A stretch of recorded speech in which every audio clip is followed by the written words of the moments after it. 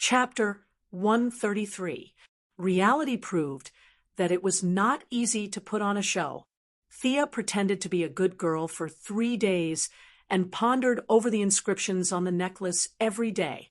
However, her expressionless face was interpreted by the media, and after 3 days, she found that all kinds of negative reports about her were overwhelming. Miss Quinn is extremely arrogant, her elementary school classmate told her past. Thea Quinn hangs around the bar and gets drunk all night. There were a lot of reports, and Moira comforted her that she did not have to take it to heart. These were all the tactics of her opponents. Sia also understood that she was standing there as a target in this world who wouldn't talk about others behind their backs. The European and American media were all like this. If they wanted to say something, they could say it. She wouldn't lose anything, compared to Master Bruce, who worked hard for Gotham at night and was scolded like dog shit during the day. She was considered mild. However, even if the mother and daughter did not care, the hot-blooded youths in the campaign team still cared about this resume. On this day, they publicly pushed out a fake elite who was good at talking and prepared to persuade Miss Thea. Miss Quinn, that... Although he had repeated his lines 10 times, when the young talent faced Thea, he could not help but feel a little nervous. She personally organized 2 Gotham Grand armed melee and participated in it once. This was not a joke because she directly killed hundreds of people and injured thousands of people. She affected the future of countless families and their fates.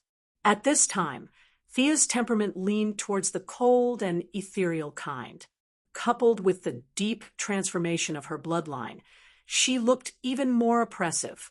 She was silently calculating the 7th inscription on the necklace. This inscription seemed to connect the previous and the following. If she could understand it thoroughly, it would be of great help to her next interpretation. Now that her thoughts were interrupted by the young man, she was not angry, but more or less depressed. She glanced at him with bright eyes and did not say anything. She signaled him to say what he wanted to say. If not, he should get lost. The young talent almost fell to the ground under her gaze. Was this the gaze of a human? It was too scary. However, when he thought of his mission and how he had studied hard for so many years just to stand out, he stuttered, "Our election team. Hope that you can be more approachable and not be so cold." Without waiting for Thea's response, he forced a smile and ran away. Thea's clenched fists relaxed when she realized that he wasn't here to flirt with her. Ever since she had awakened her bloodline and was brought to the front desk by Moira, they had been sending her flowers every day and using all sorts of lame excuses to talk to her. They had annoyed her to no end. She could use her submachine gun to deal with the bad guys in Gotham, but it was definitely inappropriate to use force against these flies. After thinking about it, he decided to endure for a few more days. After Moira finished her speech in the city, he would be able to rest. As for the so-called cold face of the young man, she couldn't do anything about it. She was completely immersed in the study of inscriptions.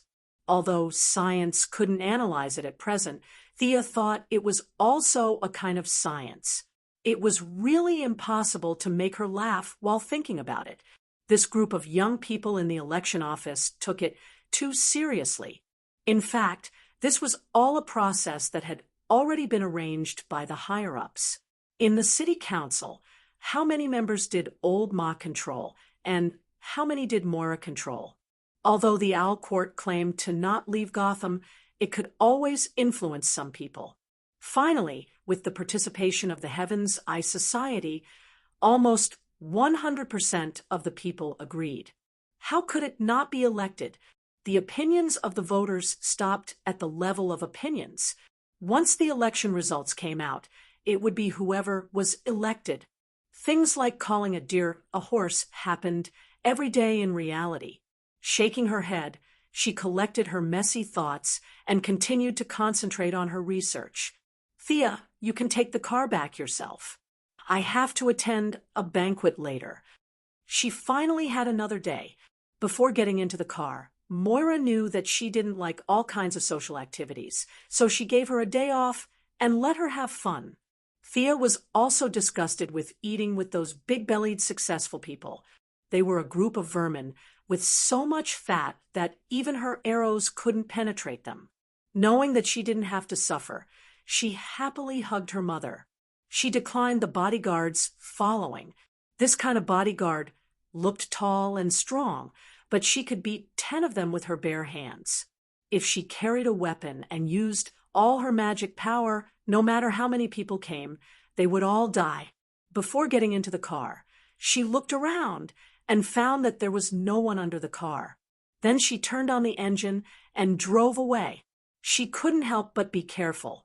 It was not an assassination or anything.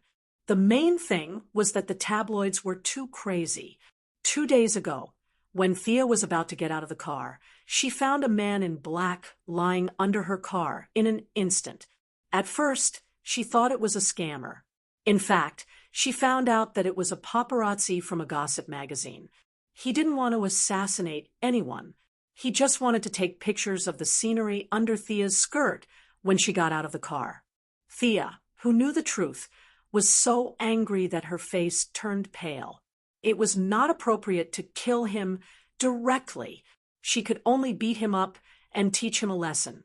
For a tabloid with a total of 2 or 3 employees, no matter how powerful Malcolm was, no matter how many claws the Court of Owls had, it was useless. He was not afraid of death at all. People were not afraid of death, but they were willing to die for the sake of sales. Encountering such a person, Thea had no choice but to be more careful. Driving alone on the streets of Star City, she couldn't think of who to look for a while. Felicity went back to her hometown. Of course, she didn't go back to her hometown to get married. It was said that she went to accompany her mother to celebrate Hanukkah. She didn't have many friends in Star City. She should go and chat with her future sister-in-law, Laurel. Laurel was very happy that Thea came to find her. After a simple tidying up, the 2 women went to eat nearby. Although the 2 women were not close friends, they had known each other since childhood and were very familiar with each other. After a few words, they entered the stage of complaining to each other. Thea finished talking about her own troubles. Of course, she only talked about the part that could be said. If she talked about how she killed 7 people in and out of Gotham, it would drive Laurel crazy. When the topic turned to Laurel, Thea knew that she had not had a good time in the past 2 months.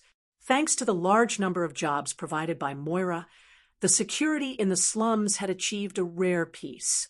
Several popular troublemakers had also been transferred to other cities.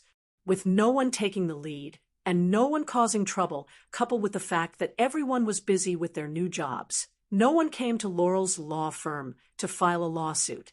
Although this was good news for Laurel, who had a strong sense of justice, the law firm was declining visibly. 3 out of the original 8 partners had already left, and the remaining few were looking for other ways. Originally, the 8 of them had shared the daily expenses, but now the remaining partners had to bear the burden. Laurel's meager assets were almost depleted. Tommy, who used to be rich, had been appearing and disappearing mysteriously recently. Laurel sometimes wondered if he had found another woman. Chapter 134. Today, Laurel was wearing a beige business suit, revealing a pair of long legs and a pair of high heels. When she thought of Tommy, her whole temperament immediately became very melancholy. She picked up the wine that the waiter had just handed her and took a big gulp. Is Tommy still learning martial arts from old Ma? But he couldn't refuse to see his girlfriend, right? Although she was a little suspicious, Thea still wanted to know the truth. "Tommy, I haven't contacted you recently?" Laurel waved her hand. When Thea thought that Tommy had disappeared, she said, "Just by phone, but we haven't seen each other in a long time." Then she clasped her legs under the table, her face dark red.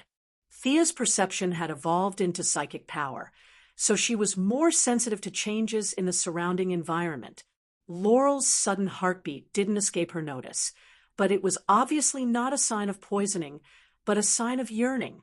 She glanced at Laurel's big breasts, which were the largest she had ever seen.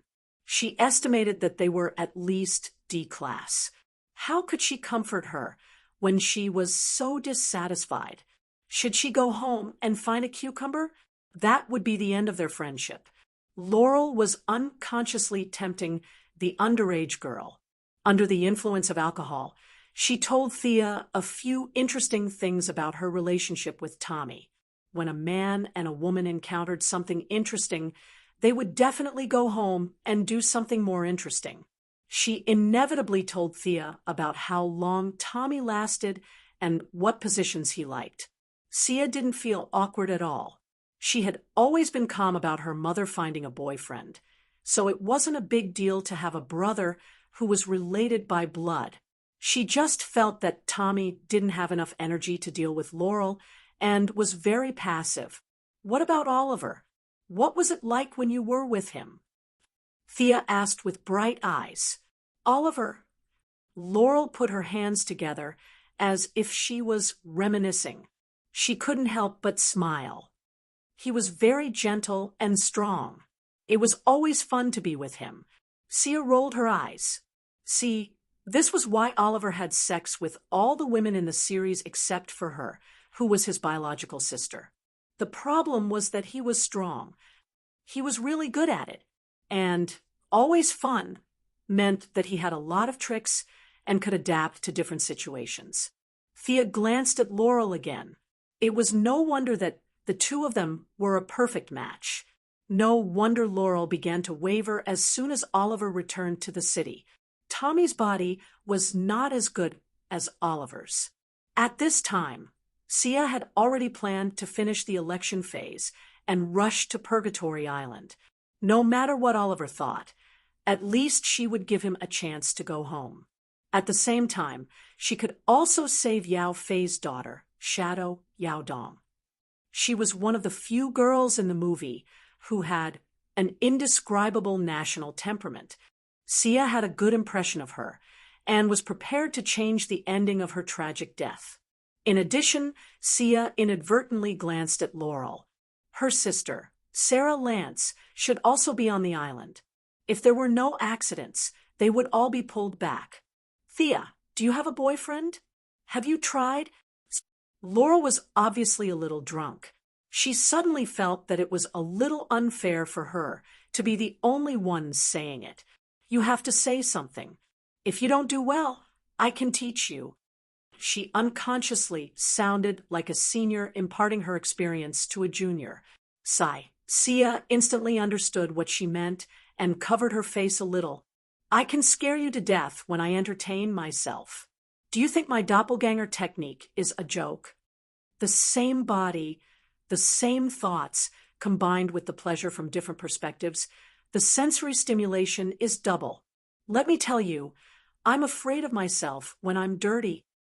Although it was originally just to test the limits of the technique, the subsequent development was not very harmonious. Thea did not tell anyone this secret. She was afraid that Ancestor Merlin would find out and throw a fireball at her from a higher dimension. You're just a piston friction on the physical level. I've already entered the magic era. As long as my magic power is further strengthened in the future, 2 or even 3 doppelgangers will not be a problem. Laurel can't fight Sarah and Oliver plus Tommy, right? Thea felt that her thoughts were unrestrained and had almost run to Mars. She quickly calmed herself down. I'm definitely not that dirty. This is the after effect of blood purification. Yes, that's right.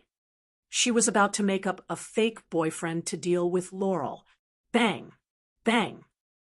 The familiar sound of an M1911 pistol reached her ears. Thea instantly picked up the fork on the table, ready to throw it out if there was any danger. From today onwards, this bar will be under the protection of the Botner family. A burly man with a full beard walked into the bar, with two subordinates carrying rifles.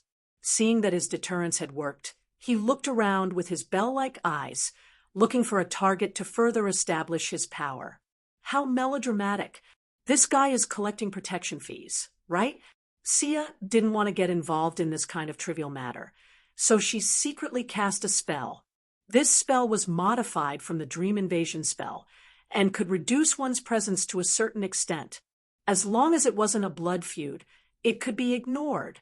She had learned this spell for a while, but she had not had the chance to use it. She couldn't use it during the election.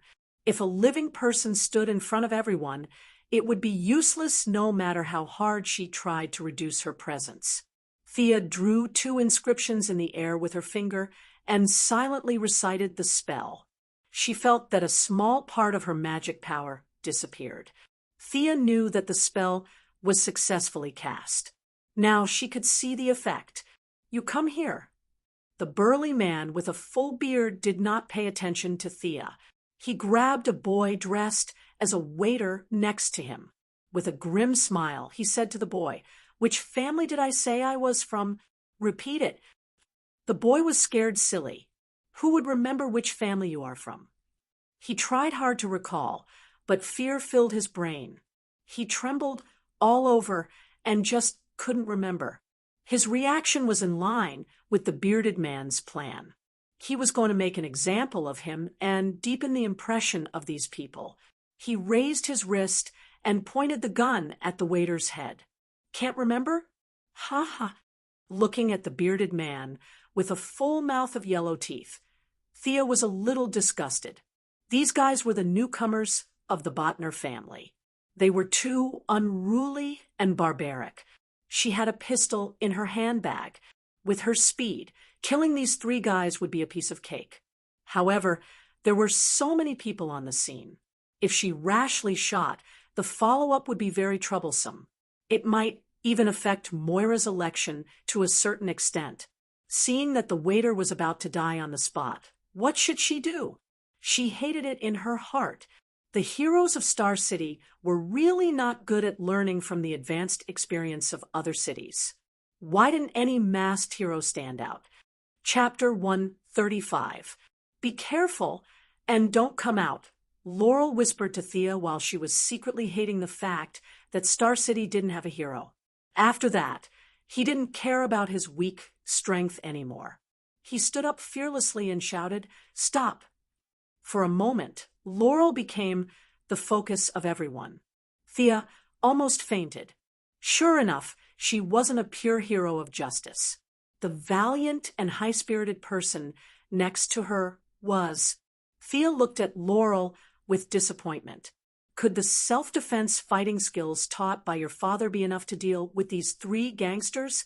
Why didn't you think carefully before jumping out? This was too brainless. No wonder the villains were so good at scheming against the heroes. They were all led into a ditch by the righteous heroines. She certainly couldn't watch Laurel get beaten into a sieve. She was a friend. If she didn't have the ability, she could only take the blame for her. She didn't expect that today she would enjoy the treatment of a male protagonist. She cursed in her heart and grasped the fork in her hand, ready to take the initiative and kill the bearded man. When the bearded man saw that it was Laurel, the blonde beauty, he turned around and showed a wretched smile to his two subordinates. He took away the pistol aimed at the waiter and pointed it at Laurel. "Beauty, are you talking to me? Can you shout a little louder?" After saying that, he straightened his back a few times and laughed loudly in the midst of his subordinates jeering.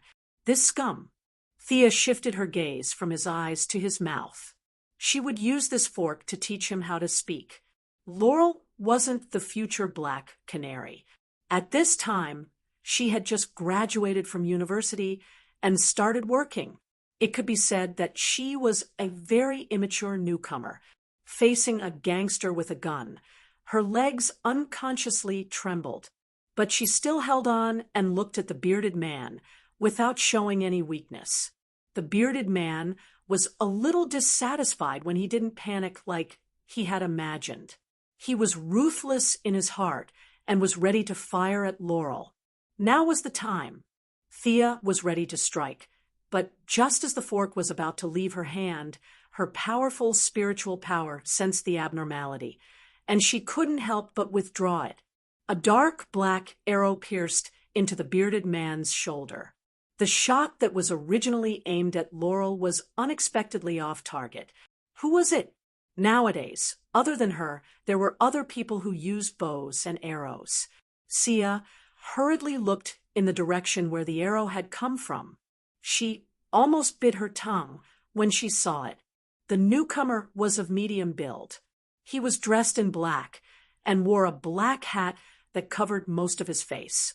He stood on the wall like a recluse, holding a black recurve bow that Thea was very familiar with. Why would he come to save Laurel? However, upon closer inspection, the man's attire was slightly different from Old Ma's. He wasn't wearing the traditional black combat suit of the League of Assassins. Instead, he seemed to be wearing a black leather suit that was specially made. The man in black seemed to be very nervous. After making eye contact with Thea, he hurriedly looked away and shouted to the two girls, "Run!" The bearded man was shot by an arrow. He panicked and ordered his subordinates to open fire. At this time, the subordinates also saw the man in black and fired a rain of bullets at him with their automatic rifles. Then, under Thea's horrified gaze, the man in black was hit by a stray bullet and fell from the corner of the wall. Oh, this guy definitely wasn't Old Ma. The distance was more than 100 meters. If he had a little bit of experience in dodging, he wouldn't have been hit. But whether or not he was one of them, Thea couldn't just watch him be killed. She swung her hand and hit the bar's light with the fork. Using a gun would easily expose her identity. The smoke would cause a reaction, and the bullet traces would be easily exposed. The fork was fine. She wasn't afraid of leaving fingerprints on it. Then Thea grabbed Laurel, who was slow to react, and ran out in the midst of the chaos. When passing the corner, she looked around and saw that there were no surveillance cameras. Under the cover of the night, she created a clone to rescue the man in black who was shot. The clone had the skills of the original body. Using the black fog to cover the original face, she grabbed the man in black and ran to the side under the gaze of a few scattered onlookers. When she came to a place where no one was around, she took off the hood of the man in black. Although she was somewhat mentally prepared, when she saw his face clearly, her doppelganger Sia still laughed out loud. "Isn't this my brother, Tommy? This guy seems to have improved a little from Old Ma's training. Looking at his appearance, is he determined to be the second generation of the Black Arrow?" She rolled her eyes and guessed the truth. This guy has been secretly protecting Laurel for most of the day. In fact, he didn't want to come out. He just saw that Laurel was in a critical situation today and decided to help. What a love-struck man. Looking at his injury, Thea saw that the bullet hole was in his lower abdomen.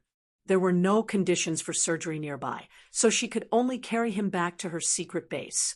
Fortunately, Felicity wasn't here recently, so she didn't have to say much. The next step was the familiar process of disinfection and anesthesia, removing the bullet and stitching it up. Thea looked at her brother, a rookie hero who jumped out to save the damsel in distress. She didn't know what to say. If she wasn't here tonight, this rookie would have been killed by a few hooligans. Old Ma would go crazy if he knew the truth. He sighed as he put on the boy's jacket. After a few months of training, the boy had lost a lot of weight. Although he hadn't reached the level of training like Oliver, who used the salmon ladder every day, he still had a bit of manliness. "Who are you?" Tommy lost a lot of blood, and his consciousness was a little blurry. He only saw a black shadow in front of him treating him. He immediately grabbed Thea's arm. Thea could be regarded as one of the top martial artists in the world. How could she be easily caught by him? But she was afraid of aggravating his wound, so she didn't struggle. To be honest, she scratched her head at his question. After thinking about it, she decided to continue to hide it. She was afraid that he would ask more questions, so she casually talked to him in Chinese. In the ears of Tommy, who didn't even graduate from primary school, it became %2 and hashtag and what the hell? He didn't give up and wanted to continue to find out more about Thea. Then the two of them talked nonsense for a long time. In the end, the conversation ended with Tommy completely losing consciousness. Thea wiped the non-existent sweat on her forehead. It wasn't easy to fool people. She picked up Tommy's bow and looked at it. It was the same bow as old Ma's, but the tension was weaker. He was her son after all. When she graduated, she didn't give him any souvenirs except for slapping her own face. She automatically ignored the fact that she had stabbed her own father in the waist. She also forgot about the necklace and whatnot. While Tommy was unconscious, she carefully felt his blood. Except for the blood relationship between them, she couldn't feel anything else. It didn't feel like her blood was boiling. It seemed that not everyone could awaken the blood. Thea didn't know whether she should feel lucky or sad. Since the blood of the Merlin family gave her a place in the future, she had the obligation to protect the safety of the father and son. Chapter 136. Silently feeling the ties of kinship, Sia left a hint in Tommy's mind that he should leave the secret base directly after waking up and forget everything here. Fearing that it would cause pressure on his brain nerves, she used very little magic power. After checking that there was no problem, she took the initiative to deactivate the avatar. At this time, Sia was running with Laurel. This big sister really had the potential to be a hero. She had 2 Ds and wore high heels. Although she was a bit embarrassed, she still kept up with Sia's speed. Okay, let's take a break. Thea saw that Laurel was exhausted and gradually stopped. Since she ate the green fruit given by the swamp monster, her lungs were very strong. At this speed, she could run for a whole day without feeling tired. Laurel was out of breath. When she heard that Thea was going to take a break, she didn't sit down immediately. Instead, she looked back and was relieved when she saw that there were no pursuers. Thea, you have good stamina. After resting for a while, the observant Laurel immediately noticed that something was wrong. She was so tired that her tongue was hanging out, but Thea next to her looked like nothing had happened. Thea could only change the topic to her regular exercise and family inheritance. Olivier's body was so strong that it was inherited from his parents. She gave Laurel a knowing look. At this time, Laurel had sobered up and was not as bold as before. She didn't understand that these two aspects were actually not the same thing. She nodded a little embarrassedly and changed the topic. The two women talked about the recent security issues in Star City. At this time, Thea's avatar returned to her original body, and she understood what had happened. Do you know who shot that arrow? Thea lowered her voice, as if there was a big secret hidden in it. Laurel's eyes were a little strange. How would I know? I didn't see anything clearly. I only remember that I was scared, and then the bearded man suddenly fell to the ground. After that, it was pitch black, and you pulled me out. Laurel crossed her arms and looked up at a 45-degree angle to think about the truth. This was the true female lead at work. After being rescued by a hero, her curiosity had reached the limit. She had to find out who the masked hero was. After that, she would court death in all sorts of ways. Among the more representative characters were Louise, Ryan, Ayers West, and so on. Thea glanced at the deep cleavage that was squeezed out by her arms. Was this a demonstration? There was only one truth. I won't tell you. You can take your time to guess. The next day, Thea accompanied her mother for another day. She greeted her mother and arrived at the Merlin group in the evening. Hi, Thea. Tommy, who was sitting outside the CEO's office, saw her enter. Although he was listless, he still greeted her. Thea scanned her brother with her psychic power. Well, he had recovered well. The small part of her psychic power that she had left before had completely dissipated. It either worked or was wiped out by a higher level of power. Thea felt that it was the former. "Why are you in such a bad state?" she asked knowingly. Tommy looked a little embarrassed and said that he didn't have a good rest. Thea didn't treat herself as an outsider at all. She leaned on his desk and asked, "What's going on between you and Laurel?" "I talked to her a lot yesterday." They did talk a lot, but most of the content was not suitable for children. Tommy didn't know that his dark history was in the hands of the unscrupulous black-hearted girl. When he heard her talk about his girlfriend, he remembered the conversation between Malcolm and his father when he knew that he was going to be a hero. Old Ma's meaning was very straightforward. If you want to be a hero, you can go ahead, but you have to be prepared for the people close to you to be hurt. If you don't prepare anything before killing your way out, then you can only wait to regret it and hammer yourself in the balls. As Oliver's good friend, the two had certain similarities. Whether it was the fact that they both liked Laurel, a woman of infinite justice, or the spirit of sacrificing themselves for the greater good, they both made the same choice, which was to stay away from their loved ones. Thinking of this, he looked at the graceful Thea in front of him. He didn't know the truth, but he secretly sighed that his friend's sister was getting more and more beautiful. It could be said that he had never seen such a beautiful sister in his life. In order not to implicate others, he had to stay away. "I'm going to take care of something. Take a seat first." He didn't wait for Thea to respond. He picked up the documents on the table and walked out. His abnormal behavior stunned Thea. The relationship between the two shouldn't be so cold. Why did he have such a big reaction when she mentioned Laurel? Or was there a problem with the hinting spell last night? Under the inertia of thinking, she thought that there was a problem with the spell, but she didn't delve deeper into the problem. She shook her head and put her thoughts aside. Today, she came to see Tommy on the way. Her main purpose was to find Malcolm. When she arrived at the door, she used her power of the will to search around. There was no abnormality, so she pushed the door open and walked in. "What a rare guest. What can I do for you?" Malcolm was leisurely making tea. When he saw her come in, he poured another cup and beckoned her to sit down.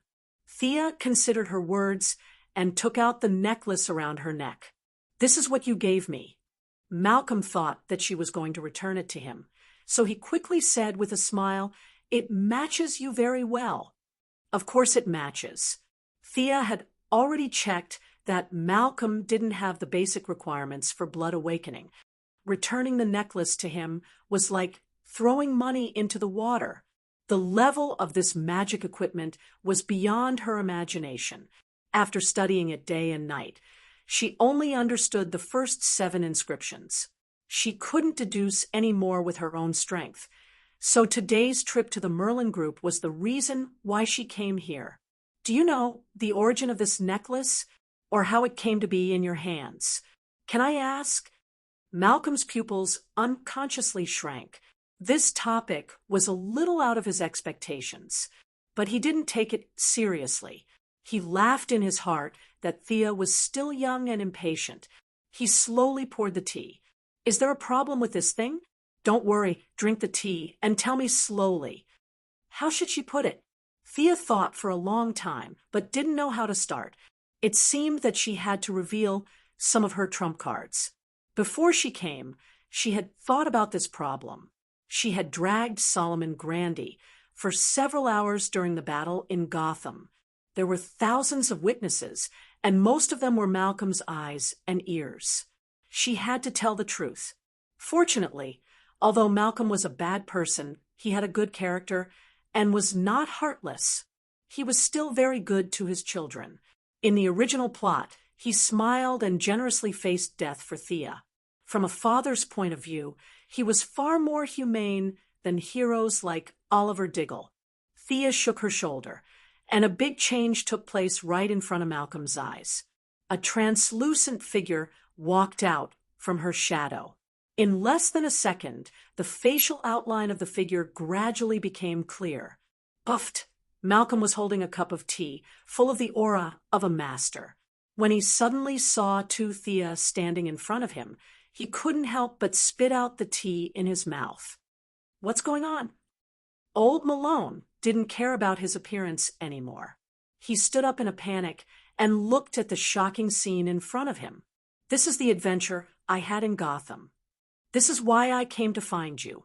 The two Thea spoke one after another. Their voices, intonations, and temperaments were exactly the same. Malcolm couldn't believe his eyes. He stared hard for a long time, but he couldn't see what kind of trick it was. Chapter 137. Thea retracted her doppelganger and tried to hold back her laughter. She then told him what had happened. Of course, her story was 70% true and 30% false. She only mentioned that she had been chased by Grundy all over the streets and that she had suddenly awakened some of her abilities. The memories deep in her bloodline told her part of the reason. Merlin? Malcolm murmured the name that he was very familiar with. It was as if he had been living in the slums for 30 years and suddenly received a notice that his house was going to be demolished. Excitement, confusion, and surprise were mixed together. Malcolm, who had always lived by the principle of calmness, was scared out of his wits. Can I have this kind of ability too? Malcolm, who was extremely thirsty for power, held back and asked his question. Thea had expected this question. She believed that any man would have some expectations of supernatural abilities, let alone this man who had been traumatized. If she said that he had no ability, he would have no chance in this lifetime. Go play with your bow and arrow. Of course, she couldn't say this directly. Family ties needed to be protected. She couldn't just talk nonsense. Besides, Thea didn't know if he could awaken his bloodline.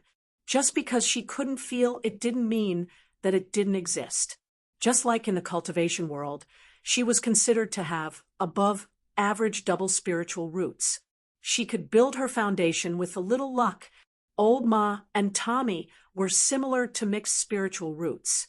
It was extremely difficult for them to cultivate. However, it wasn't impossible. It was just that she didn't know the method. She couldn't let him down. Thea considered her words carefully. I'm not sure. The memories in my bloodline are too little. I don't even know the basics. I can only say that there's hope. Malcolm spun a few rounds on the spot and pointed at the necklace in her hand. What's the effect of this thing? Or what did you discover? Thea was very proud when she mentioned this.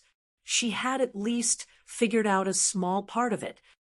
According to what I know, the world is composed of 4 elements: earth, fire, water, and wind.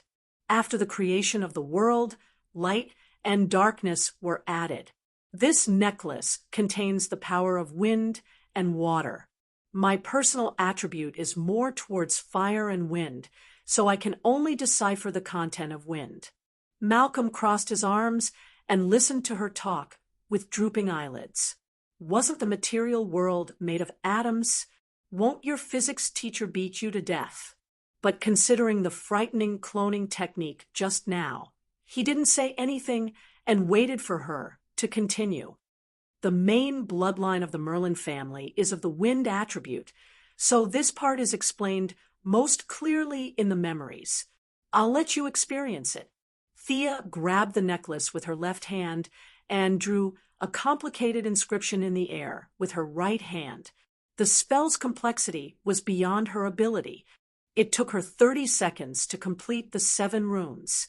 Her mana was depleted in an instant, and this was with the help of the necklace's mana. Her current mana accumulation was far from enough to cast this spell by herself. Malcolm looked at the green, wind around Thea's finger. Before he could ask, Thea pointed at him from afar. Pale green energy instantly surrounded him. If he didn't know that Thea wouldn't harm him, he would have jumped up. He raised his hands and looked at the translucent light that flashed across his arms. Is this magic? That's nothing. Sia laughed mischievously. Wind-walking spell. Take 2 steps and experience it. The serious-looking old Ma turned a blind eye to her teasing and took a step forward in what he thought was a steady manner. Bang! Malcolm's step didn't hurt his balls, but his steps were lighter than expected. His left foot stepped on air. In order not to embarrass himself in front of his daughter, he used all his strength and tried to regain his balance with his right foot. However, the bad thing was that he didn't manage to control his balance.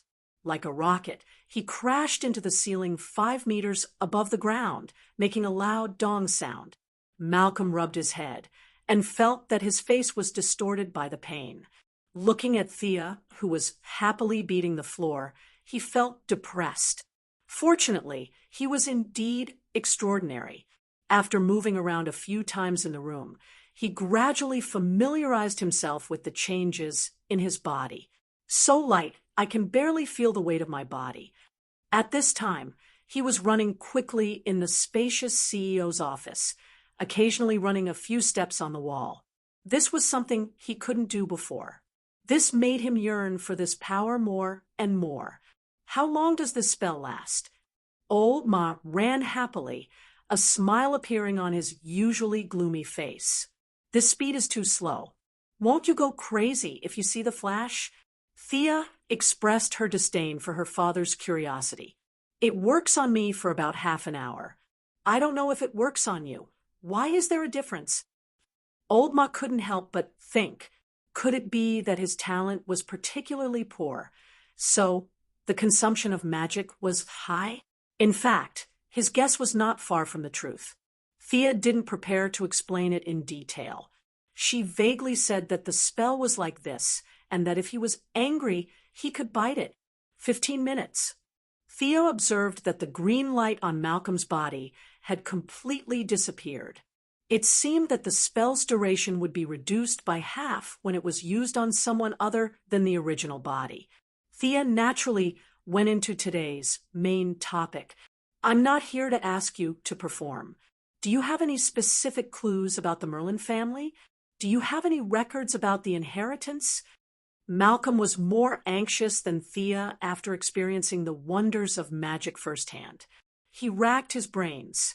Did his father, who had died 30 years ago, and Thea's grandfather, who she had never met, tell him anything before he left? The more he thought about it, the more confused he became. When his father died, it was during the Cold War.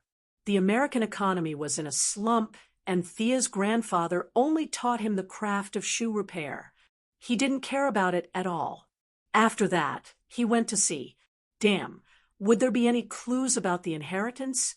He vaguely remembered that the old man gave him a shoe repair kit, and then he died. It had been 30 years. Who knew where it was? Thea watched Malcolm's face turn from red to green, and then from green to black. She was afraid that he would go crazy and interrupt his train of thought. You have to think further. When did the Merlin family arrive in Star City? Did you have any relatives before that? Can you contact them?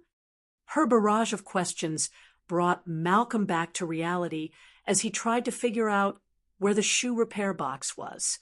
He didn't care about this problem at all. God knew how many relatives he had.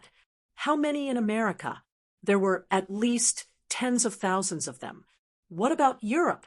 He could only say that there were more. After thousands of years, the amount of work to find people was too much. Seeing Malcolm lowering his head and pondering, Thea was secretly pleased. A lot of work was right. She didn't want him to think about sabotaging every day. She couldn't let him ruin her mother's political achievements. This was the same as dealing with Batman. She gave him something to do to prevent him from thinking too much. Batman used responsibility to restrain him, and Malcolm used power to tempt him. She didn't know how effective it was, but at least they were all hooked. Chapter 138. And Thea began, carefully pondering over her words. What else? Old Ma's head was now full of clues such as genealogy, birth certificates, and so on. He could not wait to break into the National Immigration Administration and retrieve all the files since the founding of the country. When he heard that there was more, he thought it was about clues and listened attentively. You know that I've seen Talia, right? I got the news from her that the Ninja Master's purpose of taking you in was not simple. Thea would certainly not say that she knew the future plot, so she conveniently put the blame on Talia. Anyway, she was hiding deep in the mountains and forests, and Old Ma would not go to her door to ask for confirmation. When he heard the name of the Ninja Master, Malcolm's expression was a little unnatural, but he still forced a smile and said, "This is Talia's way of getting someone else to do her dirty work." She was afraid that the master would find trouble with her, so she used the scheme of diverting the trouble. Humph, Thea, you fell for it. This was the bad thing about bad people. They thought that everyone had a conspiracy and were too paranoid. Thea could only give him another strong dose of medicine. In this world, there are wives and husbands who die young every day. Why didn't the Ninja Master find someone else and choose you? He saw that you were pleasing to the eye and cultivated you wholeheartedly without asking for anything in return. Don't you think there's something wrong with this? Thea's words instantly broke through Malcolm's defenses. He subconsciously did not think there was anything wrong with this, but her words stabbed into his mind like a sharp sword. Malcolm only felt a splitting headache.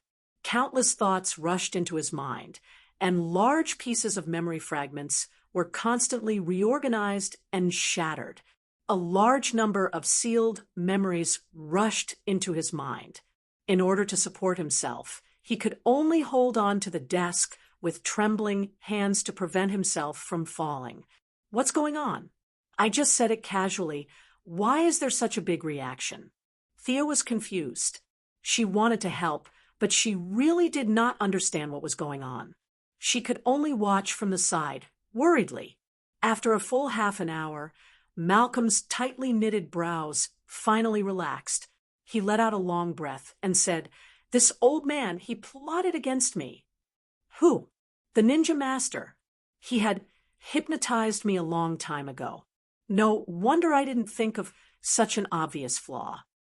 Malcolm tore off his tie angrily as he panted heavily. Thea finally understood. This was obviously done by the Ninja Master many years ago. It was similar to how she used magic to brainwash Catherine and Valky. However, she used magic, but she didn't know what he used. Then, do you still remember your previous experience? Why haven't you noticed the problem after all these years? I only remember that I was very vigilant at first, but there was a lot of incense in his room, and the smell was really intoxicating. I don't know when it started, but I relaxed, or should I say, I automatically ignored some of the abnormalities. Damn it, that old bastard. Old man. Malcolm was constantly correcting his own memory. Many of the words he felt were inaccurate, so he kept correcting them. When he finally mentioned the Ninja Master, his lips began to tremble uncontrollably. He thought of Window as some old thief and cursed him. You're not angry at him for brainwashing you. You're angry because you've been plotting and scheming for half your life, only to find out that you've always been tricked by someone else. Thea had recently read a lot of psychology books because of the suggestion spell. Based on the summary of various clues, she could analyze Old Ma's current state of mind. The Ninja Master's method was not difficult to guess. It was nothing more than drug relaxation and forced brainwashing in the depths of one's mind. The truth-telling serum was widely used in modern medicine, but it was now widely used by Secret Service organizations. The old man who had lived for 800 years must have a stronger serum in his hands. Thea waited for him to gradually calm down. Do you still remember what he did to you?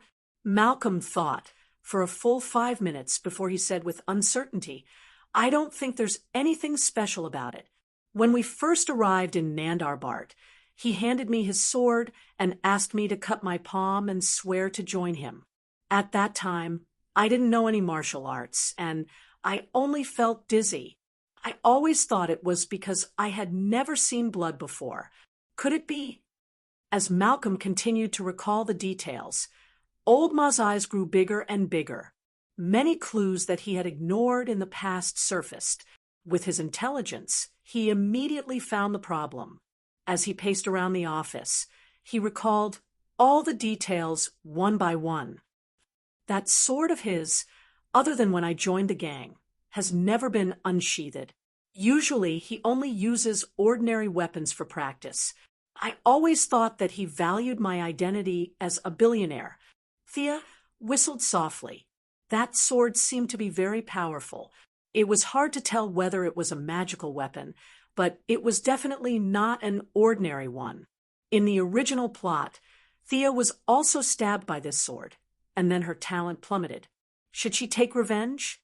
But when she thought of the ninja master's unfathomable strength, she shook her head.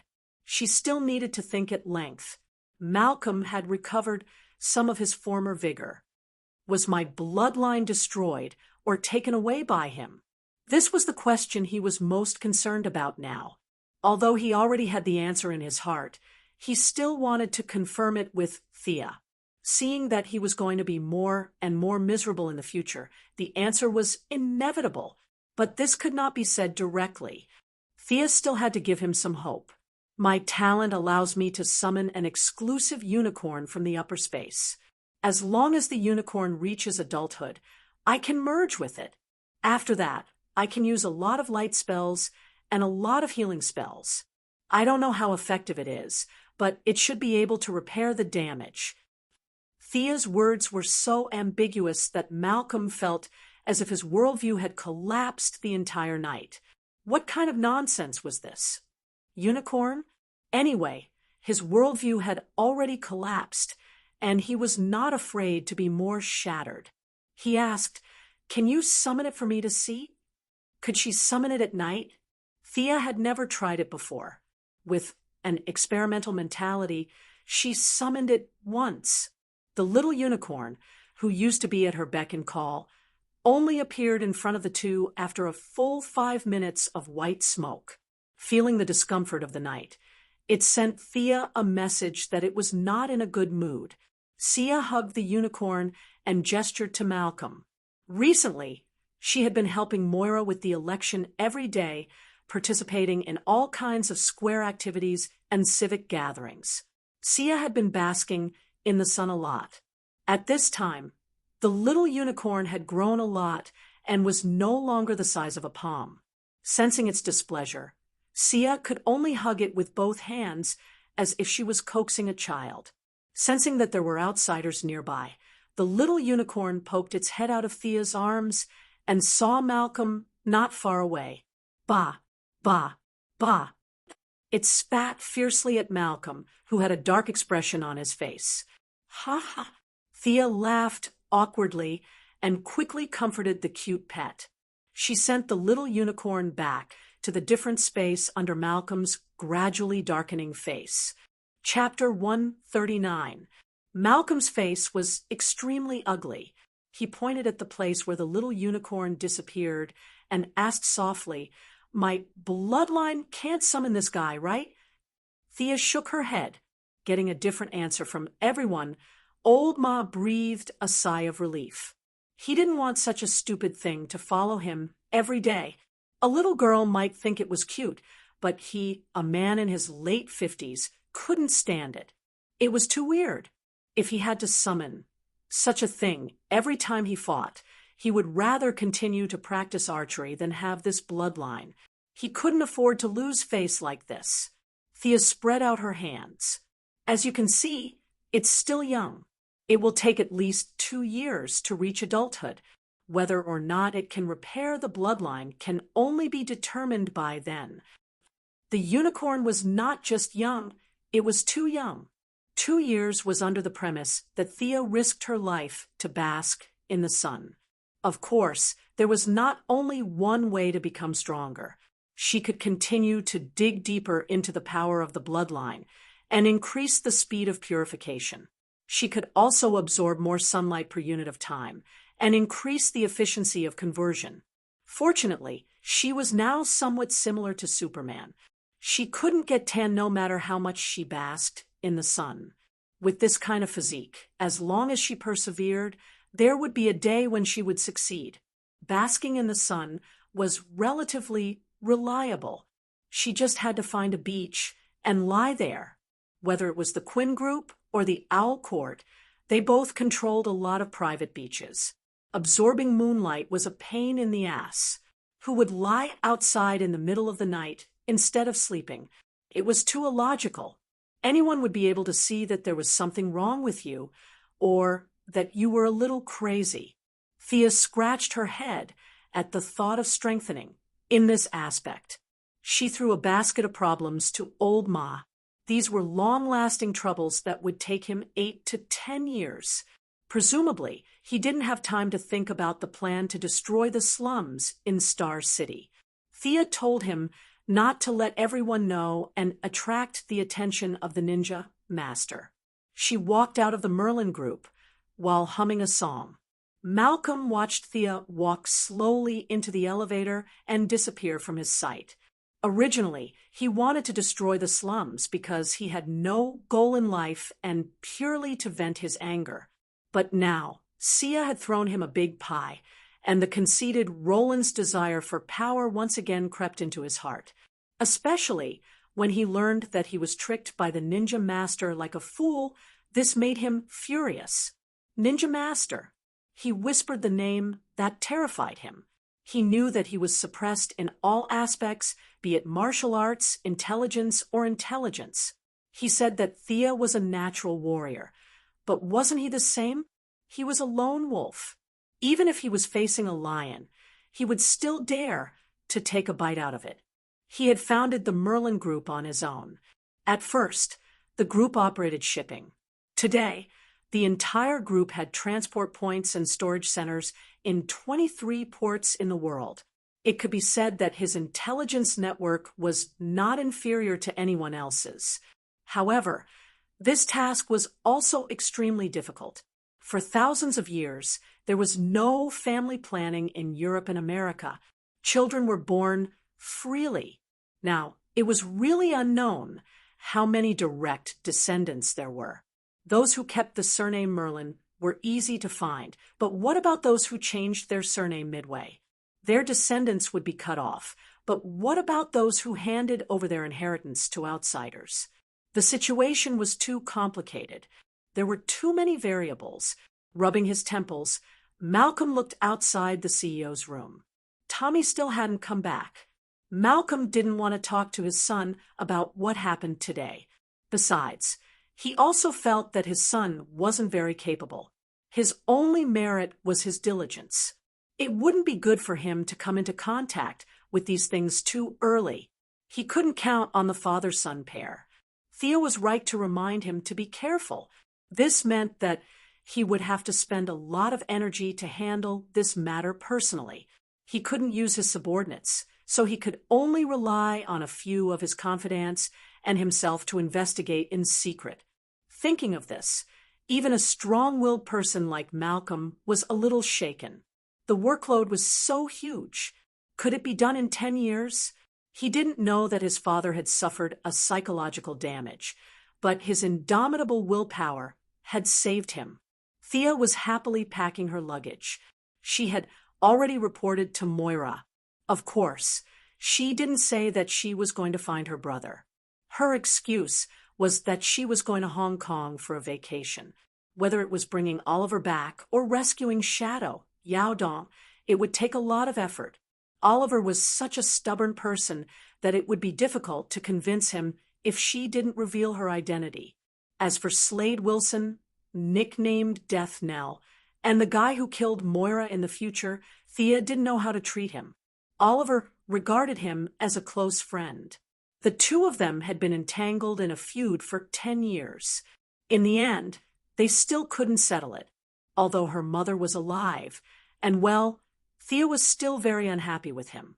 For some reason, Oliver had almost forgiven him. However, she was a woman, and she had inherited old Ma's protective personality. How could he expect to have a peaceful ending after hurting her family? Although he hadn't done anything evil yet, she would leave him to fend for himself on the island. In addition, there was a magical equipment on the island that was worth her time.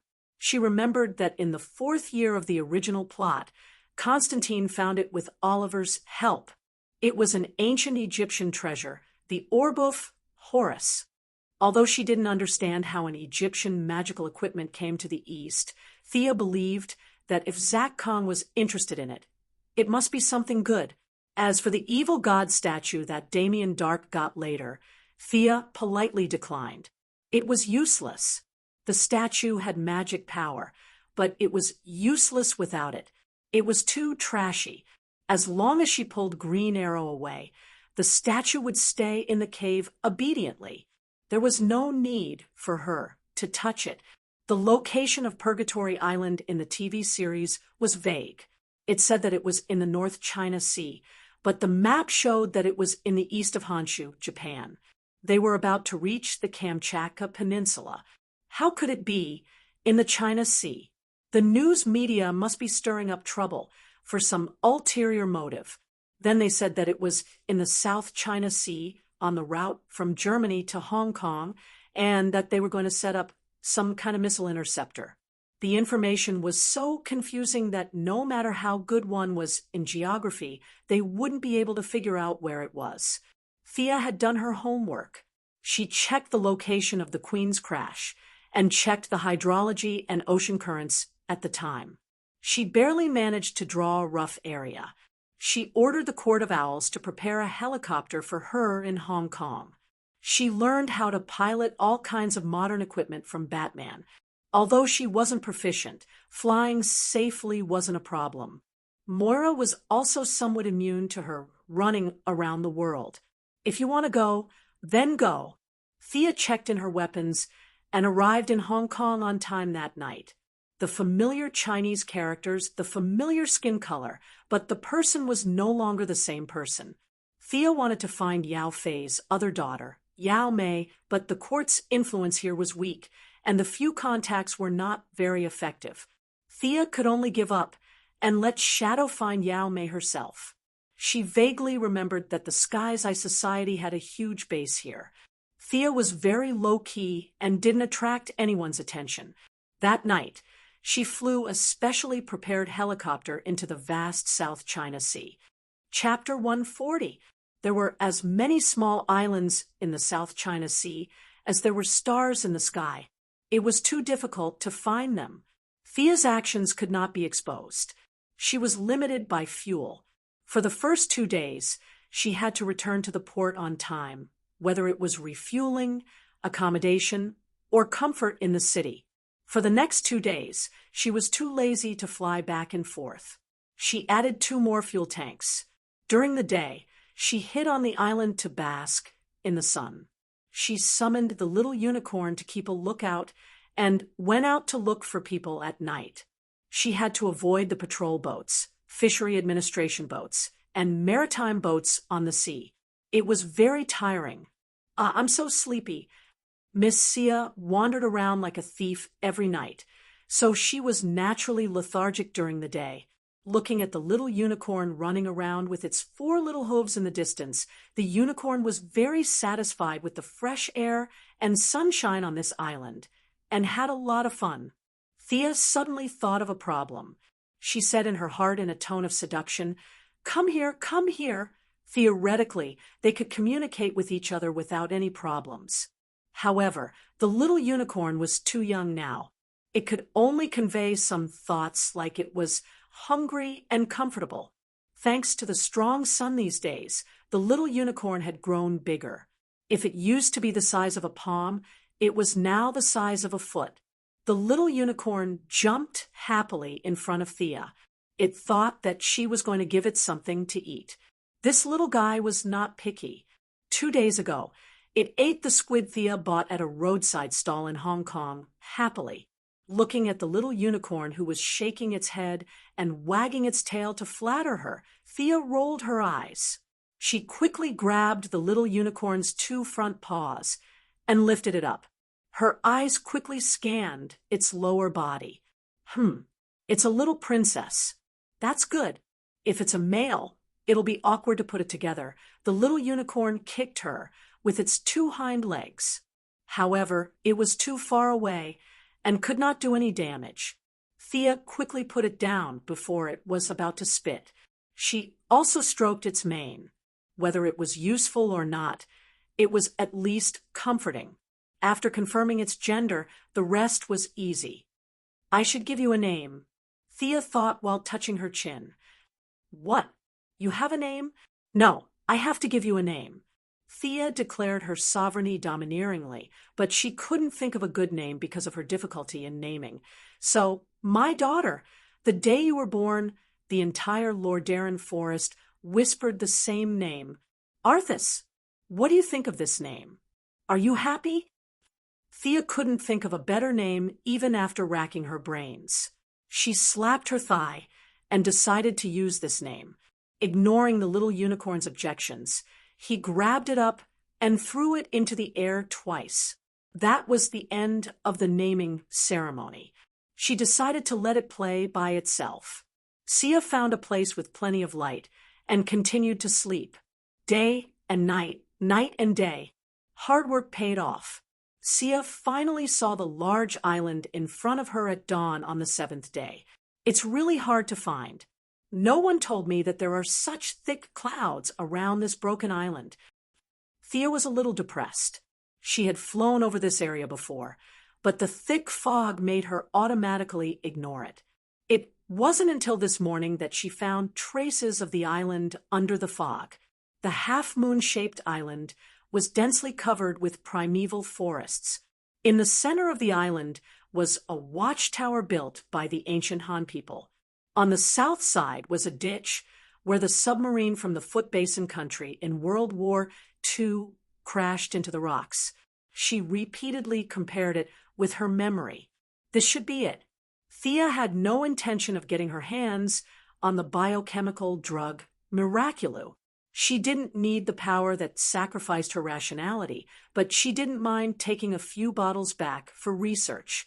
That professor who was searching for the drug had a hole in his head. This was a drug from the Foot Basin country during World War II, 50 years after the present day. It wasn't that there weren't any scientists who were 50 years ahead of humanity, but they were few and far between. As for those people from the Foot Basin country, Thea didn't think they had the ability to do so. The tribunal's experiment on strengthening humans had some similarities with Miraculou. She would give them a bottle and see if they could learn from each other. Thea didn't fly over to look for them. The island was much bigger than she imagined, about the size of a second-tier city. Oliver thought that there were only a few of them on the island, but he was wrong. There were people who planted flowers, made medicine, dug holes, and searched for treasures on the island. There were thousands of mercenaries from all over the world. If you left today, I'd come back tomorrow. There was no free time at all. It was just that the island was too big, and no one would bump into each other. She lowered the altitude, found a small valley, and parked the helicopter. This time, she took out all her equipment. Not a single arrow was missing. Her mechanical arm had also been successfully developed. Relying on Batman's nanotechnology, the mechanical arm was usually worn as 3 accessories on her left arm. With a press of a switch, it could be armed in 1 second. At full power, it could carry 2 to 10 tons of force. The arm was made of hafnium metal. This metal was resistant to high temperature and wear. It could even withstand large-caliber bullets. It was a rare alloy used by the Federal Reserve for their vault doors. There were 3 sharp claws inside. They were made of titanium alloy and a small amount of carbon nitride. These 3 claws had kept the 50 scientists in Quinn's Applied Sciences department busy for a month. The results didn't disappoint Thea.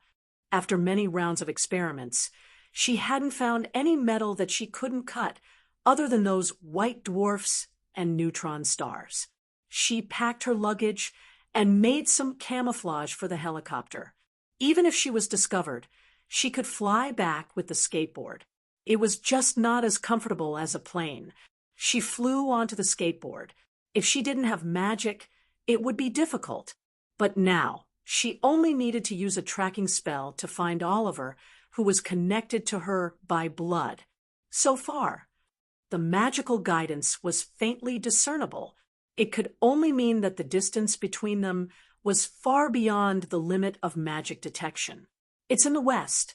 After confirming repeatedly, Sia flew close to the ground and faced the distance. The sun gradually moved to the west. The afterglow of the setting sun was reflected in the clear lake. A man and a woman stood face to face. The man looked sad, as if he was carrying a mountain on his back. The woman looked at him worriedly. There was some sympathy and love in her eyes. I just feel that this island has made me very scary. The man's voice was low, and his tone was full of sadness. The woman thought for a moment. She scooped up a handful of water from the lake and smeared it between the man's eyebrows. There is no island, no place that can make you become what you don't want to be. But her words didn't dispel the man's discouragement. So I've always been an assassin. The woman organized her words. Everyone has a demon in their heart. The Tao Te Ching talks about the relationship between yin and yang. We all have 2 opposing forces in our hearts, darkness and light, assassins and heroes. After saying that, she touched the man's face. Her eyes were full of love. They didn't know that not far away, a muscular middle-aged man was watching them hug each other into the water. His eyes were full of struggle and unwillingness. Chapter 141. When Thea arrived, she happened to see this scene. She wasn't ready to act out the melodramatic reunion of the siblings.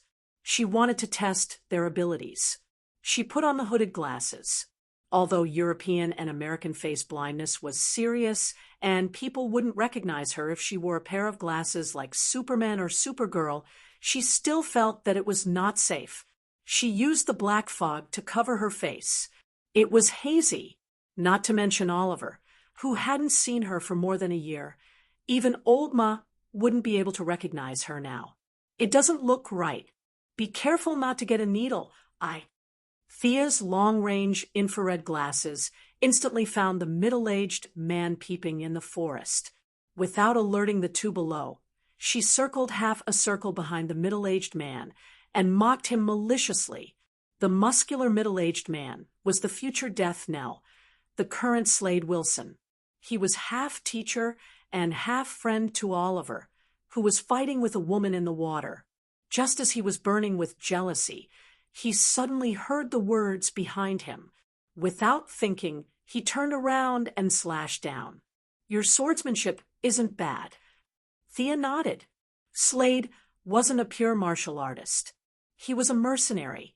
His swordsmanship was simple and quick, fully displaying his own characteristics. His strength and speed combined with his height and arm length made this slash full of momentum and power. Even if Thea was given a sword to slash, she wouldn't be able to bring out the charm of this sword. Slade didn't reject firearms. He could combine pistols and rifles with traditional cold weapons. But now that he was in purgatory, there were no firearms. Fortunately, his cold weapons weren't weak.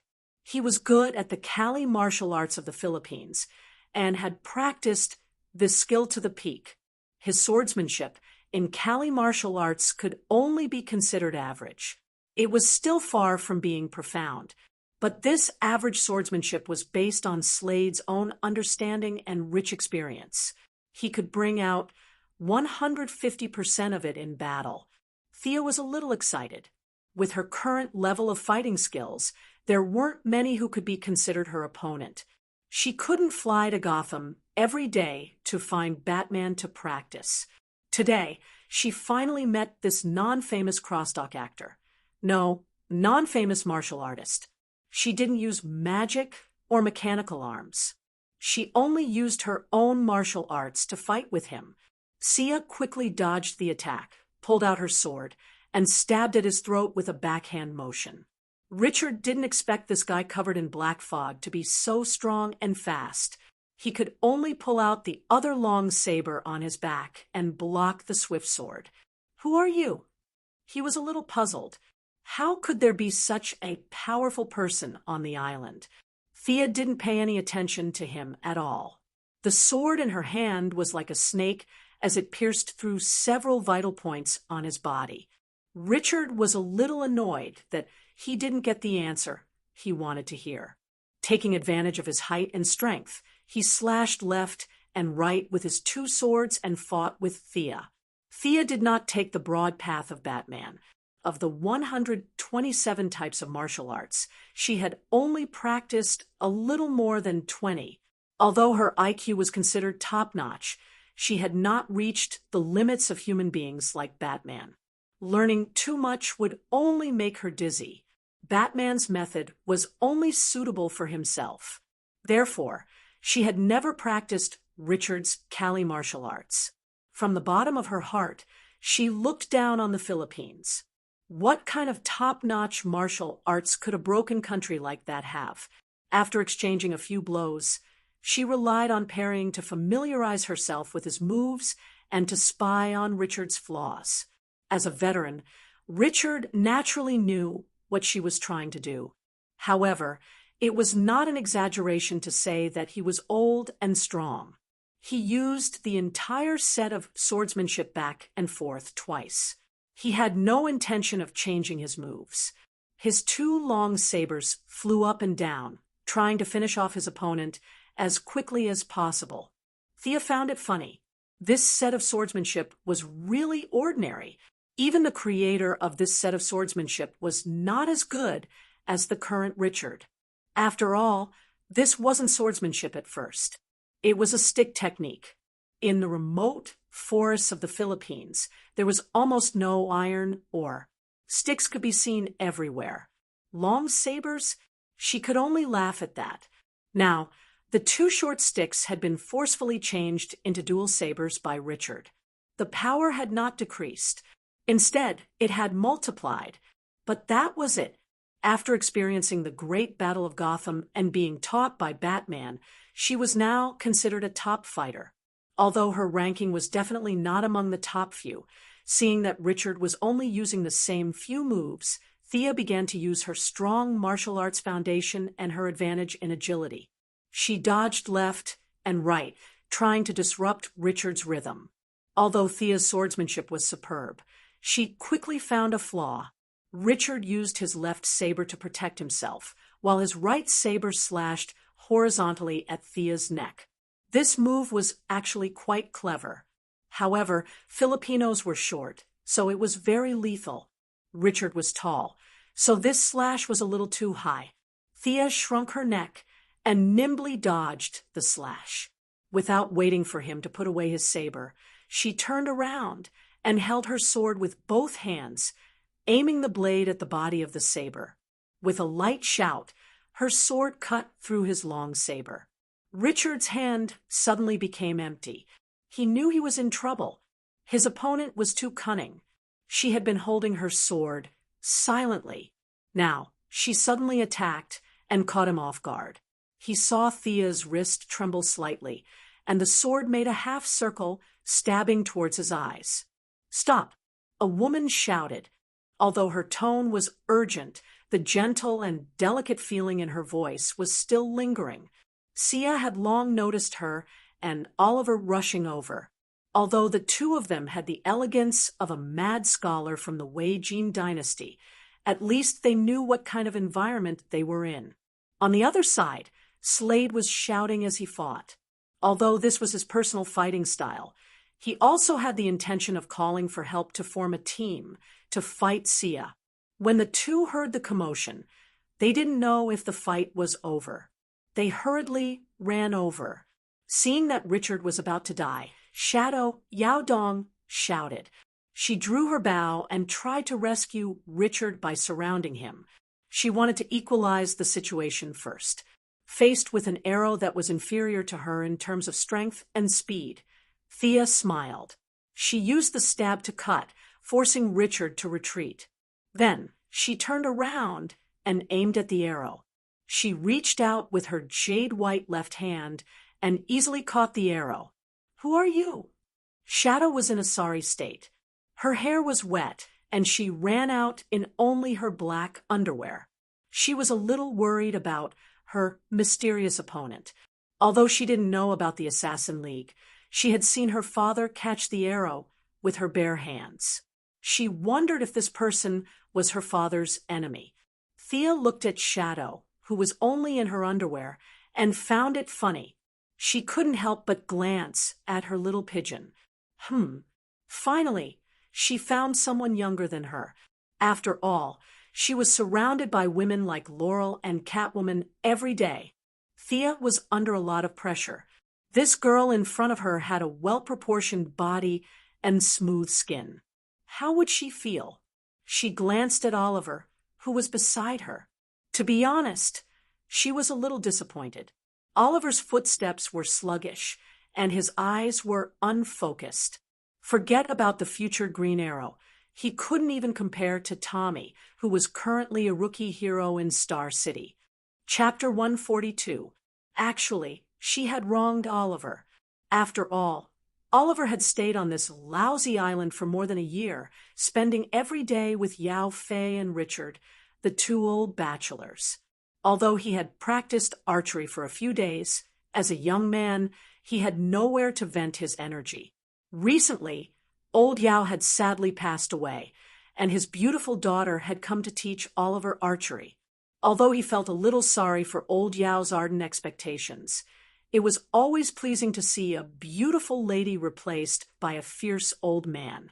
Not to mention such a gentle girl, even Oliver would get excited when he saw a sow. He felt that the heavens had not mistreated him. Today he had suffered a bit of a blow, and Shadow had gone to comfort him. The two were on the same wavelength, and they were about to bond over the lake.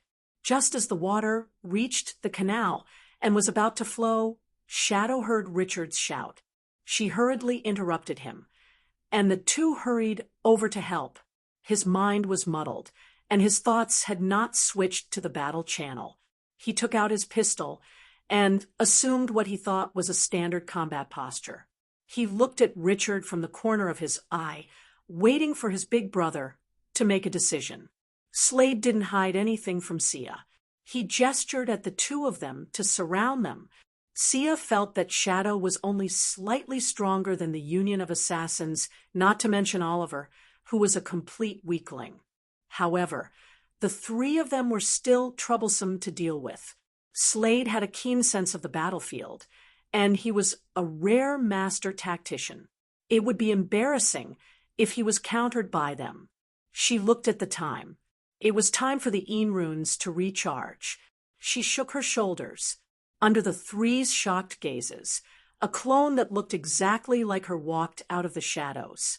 Thea threw the bow to the clone and pointed at Shadow and Oliver with her chin, implying that they were hers. The clone had her skills and thought process.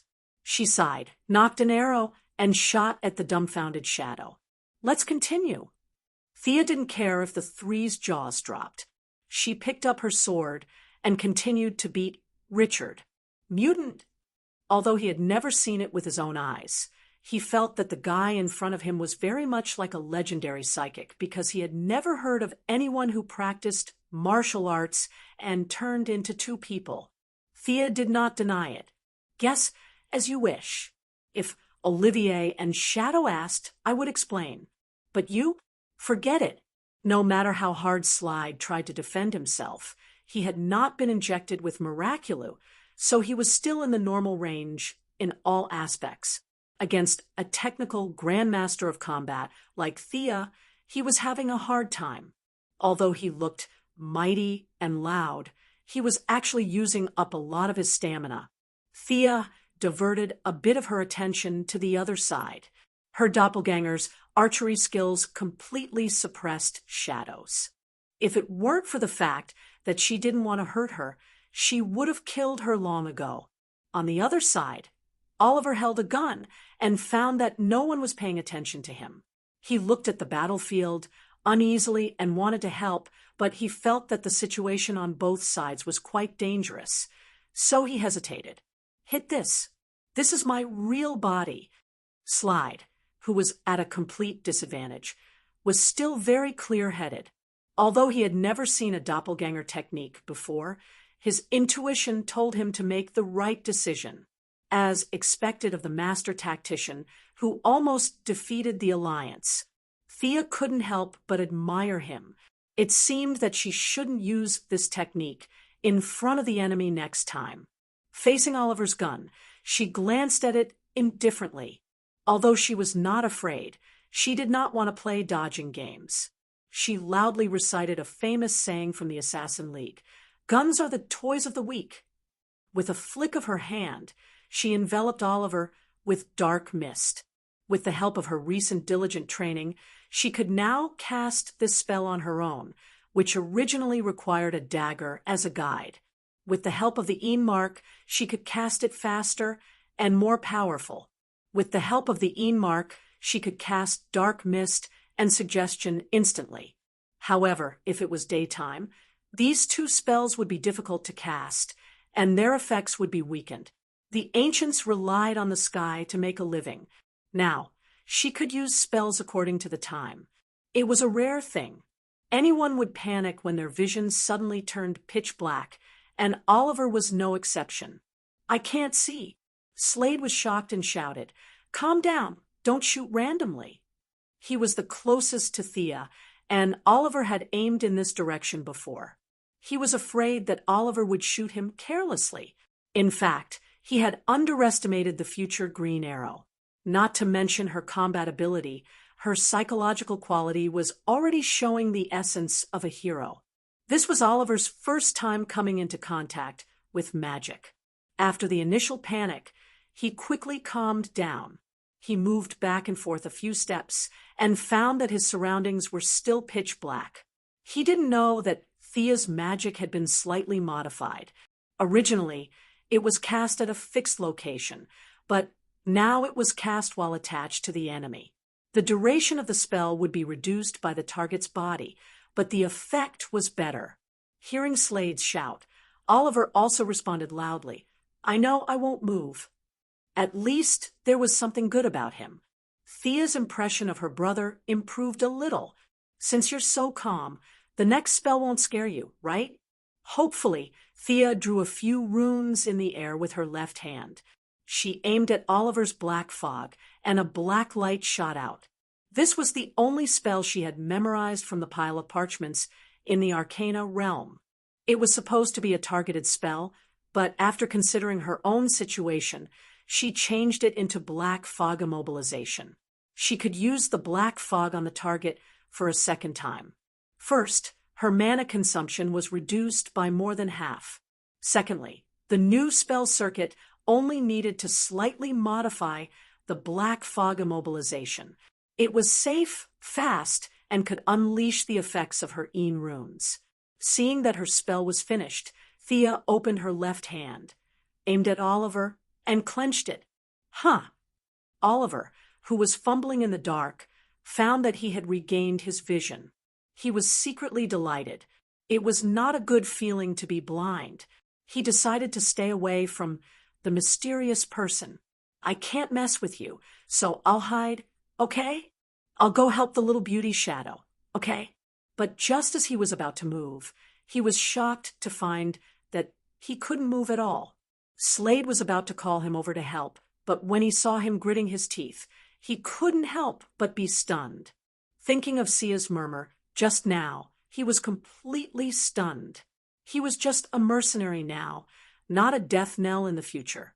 With his knowledge, understanding people with superpowers was the limit. He had never even heard of a mage at a higher level, let alone seen one. This was the first time in his life that he had come into contact with a supernatural power. His hands and feet were in a mess, and Sia found an opening and knocked him to the ground. Just as he straightened his neck and was about to fight back, Sia hit him on the back of the neck with a karate chop. Phew! Now that this eyesore was taken care of, the rest was much easier. The doppelganger forced Shadow to retreat with 2 arrows. She handed the bow to the real body and disappeared like a shadow. Chapter 143. Hey!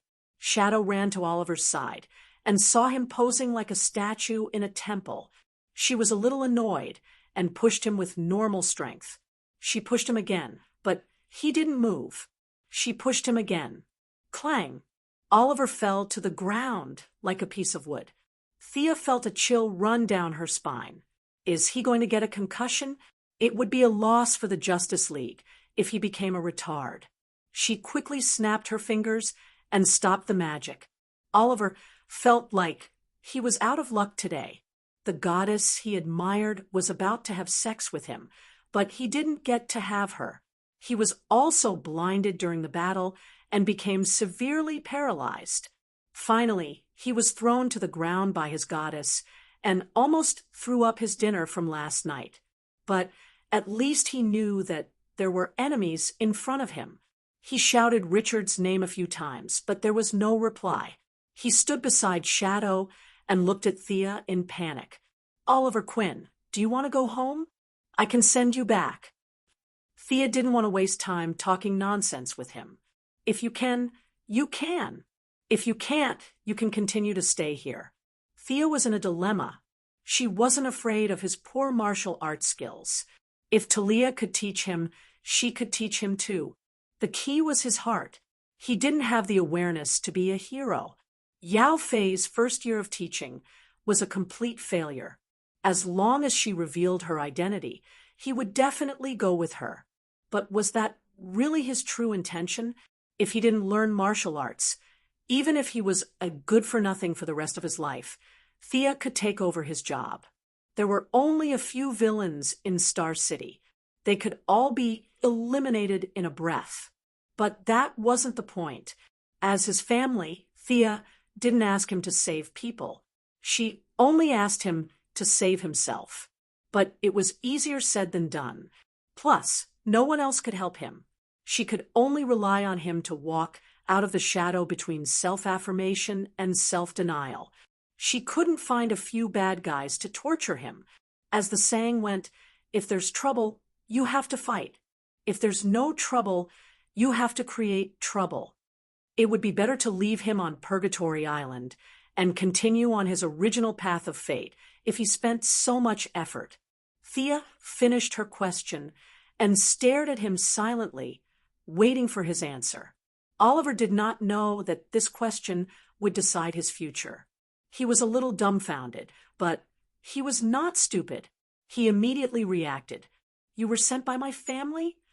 Thea nodded and didn't say anything. I'm your family, and I sent myself here. There's nothing wrong with what you said. Do I have such a fierce person in my family? Oliver turned his head to look at the unconscious Richard on the ground. Previously, he had thought that Richard was as swift as the wind and as ferocious as a tiger, and that he was about to become the world's #1 expert. Now, he had actually been defeated by an expert his family had found. This made him misjudge the Quinn family's background. Just as he was about to agree, he fell silent. Could he really pretend that nothing had happened and continue to be a playboy in Star City? Old Robert had given him a mission. Did he have the courage to cut off everything to complete it? I think. Oliver looked at Shadow, who was nodding at him. What about them? He asked. What about them? They are my friends, so they have to go with me. Thea pointed at Shadow. She can. She pointed at the unconscious Slade. He can't. Why? At this moment, Oliver felt a little puzzled. Thea thought for a moment and said vaguely, "This person will cause you irreparable harm in the future. Do you still want to take him with you?" If someone had said this to him before today, Oliver would have spat all over that person's face. However, Thea's spells had shocked him too much. His worldview was showing signs of shattering. He had no choice but to think carefully. However, Thea's words were too vague. How could it be irreparable harm? Was it wounds on his body or the death of his family? The range was too vague. Oliver thought for a long time, but could not think of any harm. He thought back to the times when he had known and accompanied Slade. The two of them had been half teacher and half friend for more than a year. Slade was like an elder brother to him. Although he was very fierce, he had never hurt him. "If you can't take him with you, I won't leave," Oliver said viciously. Oliver said fiercely. He even played a trick here. He thought that the other party was a hired thug and would at least give him some face. For the sake of the mission, the other party would definitely compromise or at least discuss it with him, right? Unexpectedly, Sia nodded. "All right, let's do it this way." Oliver was dumbfounded. "Why didn't you follow the script?" Under Oliver's dazed gaze, the mysterious person looked at Shadow. "What about you? Are you going to leave this island? I can send you to Hong Kong. Your sister is still waiting for you." In fact, Thea did not know who her sister was. She was just casually making up a story based on the TV series. Yao Mei, thinking of her twin sister, Shadow wavered. However, when she saw Oliver's pitiful gaze, she cruelly rejected Thea's suggestion. Thea saw their little exchange of glances, but did not mind. "I'll stay on the island for a few more days. If you change your mind—" On second thought, they would not be able to contact her even if they changed their minds. Thea felt that this was not a good act. "I'll come back when you change your mind." With that, he threw out a Batman smoke grenade and quickly disappeared from their line of sight. Slade, when Oliver saw the mysterious person disappear, he hurriedly went to check on his brother, who was lying motionless on the ground. Unexpectedly, Richard didn't even need his help. With a pair of ferocious eyes, he sat up on his own.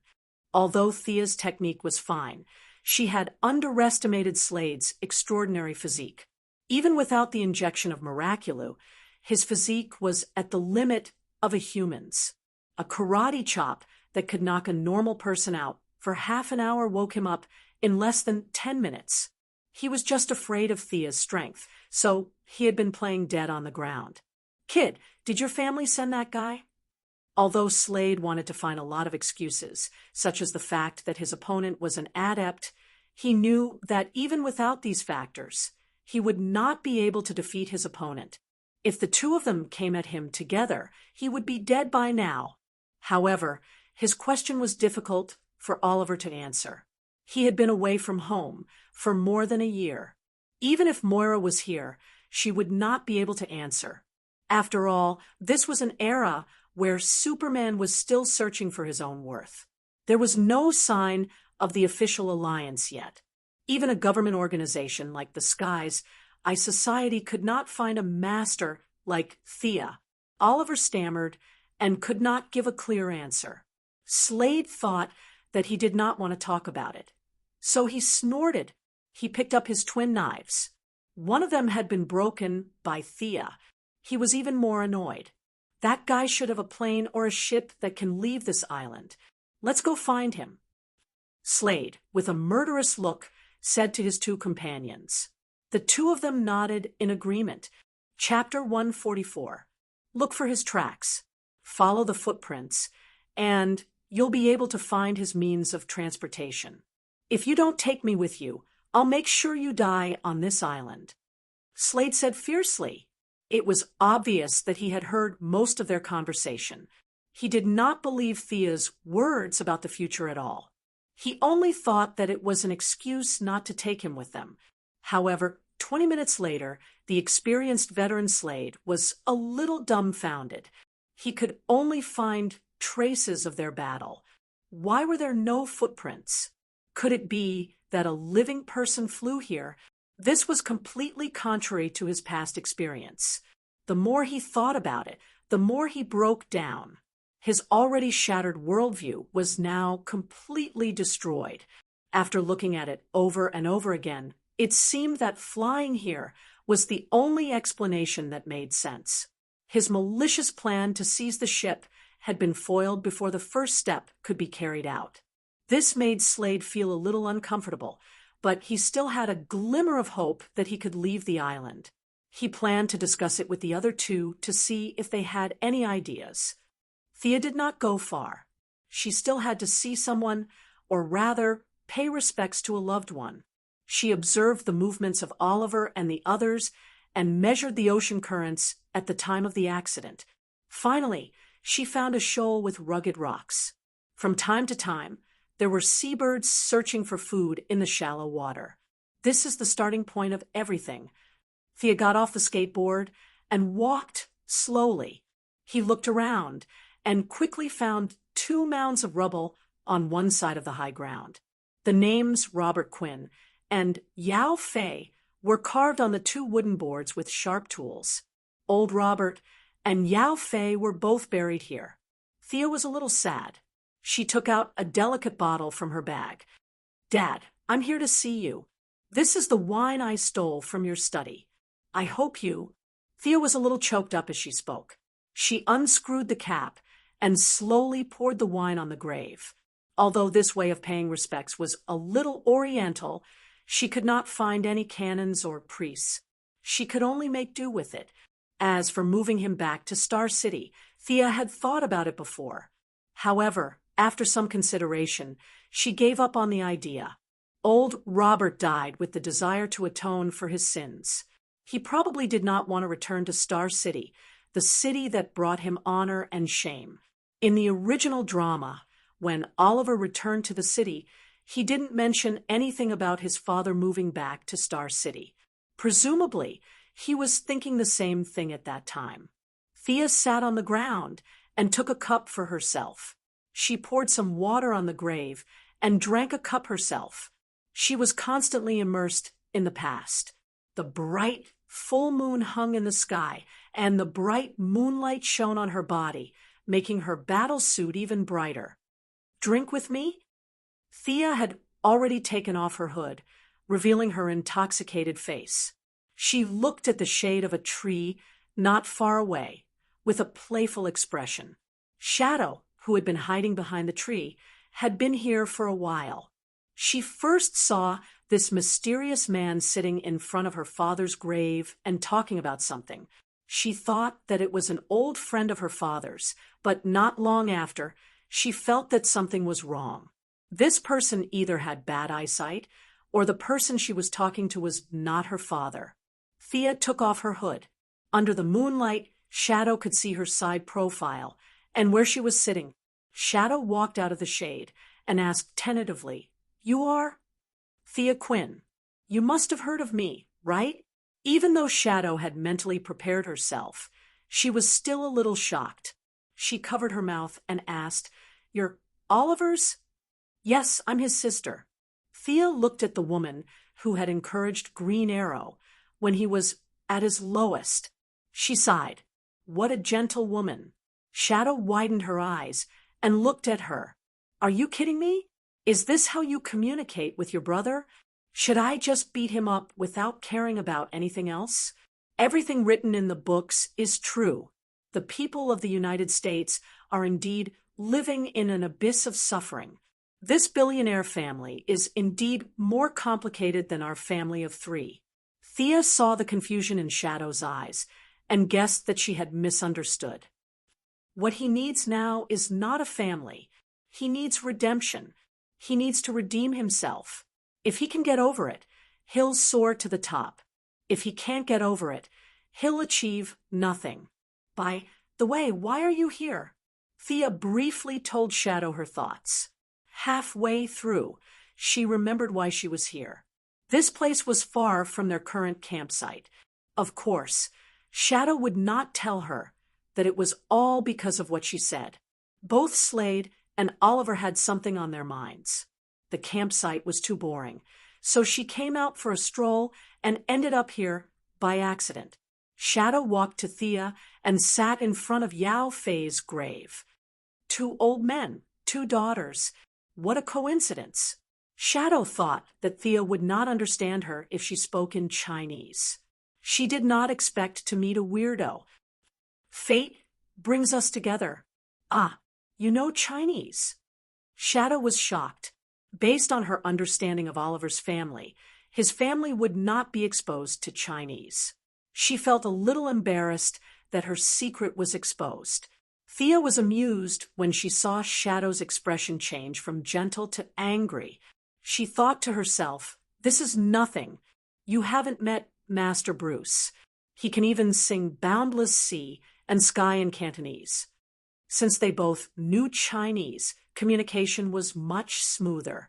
Shadow had to take care of Slade and Oliver, who were illiterate. Every day, it was hard for her to speak English. The 2 women were on a deserted island. It was not appropriate for them to talk about makeup or clothes. They decided to talk about something more appropriate.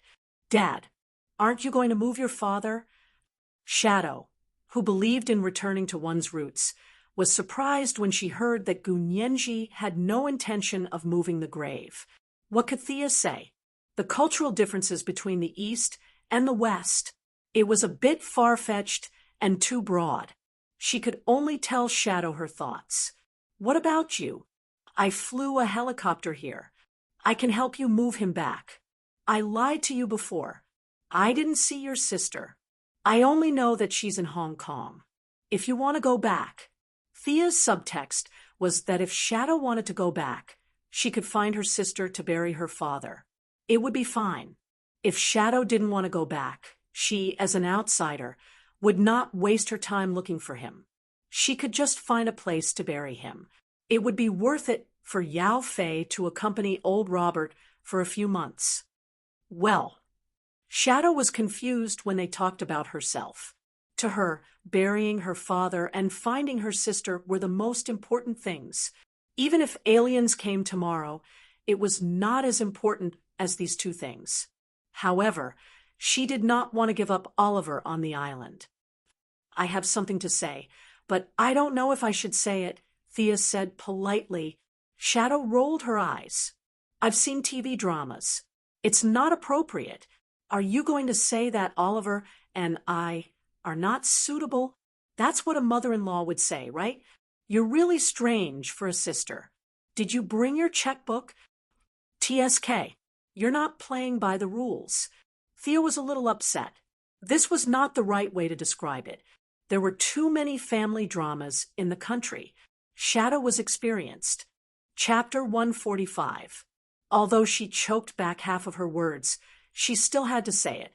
Sia cleared her throat and said, "Ahem, you and Oliver are indeed not suitable. Don't glare at me, at least not now." Shadow's beautiful eyebrows were raised as she glared at her angrily. She probably couldn't beat her in a fight, or she would have argued with her this morning. "Oliver and I are a match made in heaven. Is it appropriate for a sister like you to say that? I know you don't want to hear it, but I still have to say it. Did you notice the gaze of the man with 2 swords on his back?" As Sia spoke, she even gestured to the 9-meter-tall man with a full beard. This wasn't a game. It was impossible to know the other party's name just by meeting them. At the very least, Sia had to pretend that she didn't know. "He's also secretly in love with you. If you choose my brother in the end, then Oliver's friendship with him will be over. Have you considered this?" Thea enunciated each word clearly. Was there a friendship between Oliver and Death Knell? Judging from the subsequent developments, there was definitely one. Even if Death Knell killed Moira, in Oliver's mind, Death Knell was only bewitched by Mirakuru's drug. Death Knell was still his good brother and friend. It wasn't as if Shadow didn't know about this. She had thought about it before, but when the choice fell into her hands, She still panicked. After thinking it over and over again, she really couldn't find a perfect solution. Then there was only one way left for her. After standing silently with her back to Sia for half an hour, she finally made up her mind. Okay, I'll go with you. When? My plane is quite far from here. I'll get it. You can take your father out first. Thea jumped on the skateboard. She flew for about 10 meters before turning back. It's a little hard to say. My subordinates have a human revival experiment. The success rate is only 10%. Do you want to try it? She felt guilty about experimenting on someone else's father. However, Shadow didn't pay attention to these details. Her mind buzzed. You mean my father can be revived? Thea suddenly thought of it just to increase the reason for her to leave. She nodded and said, "It's a kind of biochemical experiment. It's not effective for people who die of natural causes." Your father didn't die of natural causes, did he? Of course not. No one would die of natural causes if they were shot in the head. Shadow's tears flowed uncontrollably. She would try even if it was 1%, let alone 10%. Olivier and whatnot were thrown out of the window. No matter how good a man was, he would never fall into her bowl. She didn't want to think about it anymore. Sia nodded when she saw the drastic change in Shadow's mental state. Then get ready. We're leaving now. The journey back was smooth. When they arrived at their temporary residence, Thea gave Catherine Monroe a call and briefly told her what had happened. This woman was well-connected and knew what to say and what not to say. Thea's explanation of the revival project was very vague. Shadow could only assume that it was a secret experiment by the American military. This made her feel uneasy, but at the same time, she had a glimmer of hope. No matter what, American technology was so advanced. Perhaps it could really succeed. The court personnel came quickly. They took Shadow and the frozen old Yao to Gotham in a private jet. Before they left, Thea gave Shadow her contact number and warned her that this experiment had a deep background. She told her to be careful when she got there. Of course, it would be better if she pretended to be dumb or blind. I'm finally out. Thea crawled out of the ground like a miner. Her face was covered in dust. It had been 5 days since she parted ways with Olivier and the others and sent Shadow away. Since my brother doesn't want to leave, I'll go treasure hunting. That was what she thought, and that was what she did. In the original novel, Constantine would come to the island in the 4th year to search for a treasure called the Orb of Horus. However, Constantine came with a map. With Olivier leading the way, he found the underground chamber and successfully returned with the treasure. Thea had nothing now. Even if she asked Olivier, it would be useless.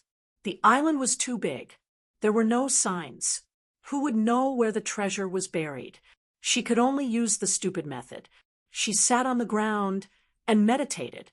She used her strong mental power to sense the subtle changes in the magic around her. Fortunately, the island was one of the nodes of the world's magic network. It strengthened her senses to a certain extent. Even so, it took her 3 days to find the exact location. Finding the location didn't mean that she would be able to get the treasure. Constantine looked for a hole and dug a tunnel. Only God knew where the hole was. Thea could only use the stupidest method. She would use brute force and dig a hole. She took out the military shovel that she had prepared and equipped the mechanical arm to dig a hole. She dug through dirt and smashed stones. She didn't have to worry about being discovered on such a deserted island. She also didn't have to worry about disturbing the residents. It took her another 2 days to dig a hole that was 3 meters wide and more than 50 meters deep. It didn't take long for them to see this treasure. The handle was made entirely of gold, and it was 30 centimeters long. There was a light red gem at the top. This was the magic ball of the Egyptian pharaoh's guardian god, Horus. Thea looked at it from afar. The temptation of the inner demons and the guards in full golden armor that she imagined didn't appear. The magic ball was inserted on the altar alone, like a watermelon in an old farmer's field waiting for someone to pick it. Thea remembered that when the magic ball was picked up, a frame full of sharp blades would fall from the top. However, she didn't see any mechanism on the altar. She thought to herself, even if there is a mechanism, I'm not afraid. She looked at the time. It was just nighttime. She shook her shoulder and instructed her clone to do this somewhat dangerous job. But she didn't expect that as soon as her clone put her hand on the magic ball, not to mention picking it up the moment her skin touched it, the whole underground room collapsed as if it had been hit by a magnitude 18 earthquake. The clone only had time to throw the magic ball to the main body before it was buried under a large number of stones. Hiss! Thea didn't have time to sigh. Under the chain earthquake, the ground under her feet also collapsed. Fortunately, she was prepared. She used her mechanical arm to protect her head. The Kevlar that Batman gave her was also the best, so she didn't suffer any injuries after the collapse. After that, she used her hands and feet to dig herself out. Damn it, there wasn't such a strong reaction in the TV series. Was it because she didn't take the usual path? Or was it because she couldn't use her clone to touch it? Thea couldn't think of an answer. She observed her harvest carefully. The magic ball was divided into two parts, the gem and the handle. She didn't know if this ruby the size of a child's head was personally used by the gods, but it was indeed full of magic, and it was fire magic that matched Thea's affinity. As for the words on the handle, she could see that the words were a spell. However, Thea was a little confused. The words were written in ancient Egyptian. She didn't know if there were 10 people in the modern era who could recognize the words, let alone her. But it was a treasure anyway. She could take it back and study it slowly. It was the age of the internet. What couldn't she find out? Chapter 146. Thea was originally hesitant about finding the statue of the African evil god. In the 4th year, Oliver would help the Sky's Eye Society get the statue, and it would eventually fall into the hands of Damien Dark. Instead of wasting time, it was better to destroy it. But no matter how hard Thea tried, she couldn't find any other source of magic on the island other than the magic ball in her arms. Was it because of the different systems? Or did the statue not have any magic waves? Since she couldn't find it, then so be it. There were still 9 years before Damien's nuclear bomb would wipe out Star City. She could just kill him in advance. She had already completed half of her trip to Purgatory Island, and the remaining task was to rescue Sarah Lance. She didn't have much of a relationship with her, so she didn't have to worry about whether she was willing or not. Once she got her back to Star City, her reputation with her father, Inspector Lance, and Laurel would instantly be worshipped.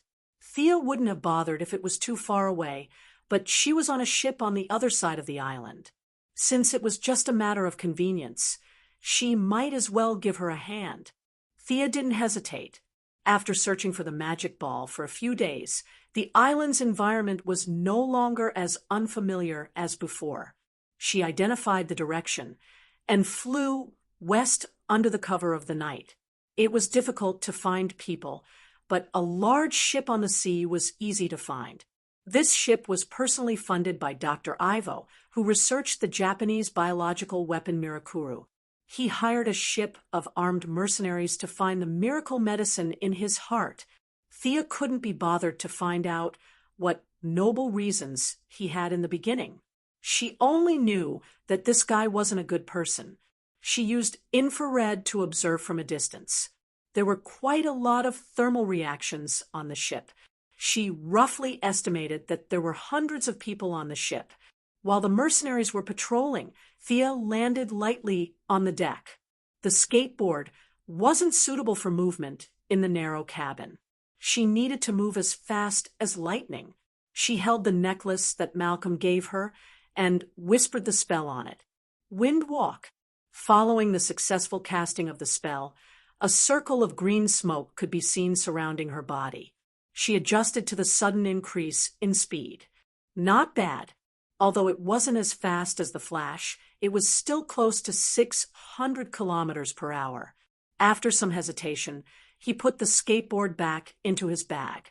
The interior of the ship was small, so he should not encounter any strong resistance. Using the stealth techniques of the Union of Assassins, he entered the cabin through the shadows when a few patrol teams met.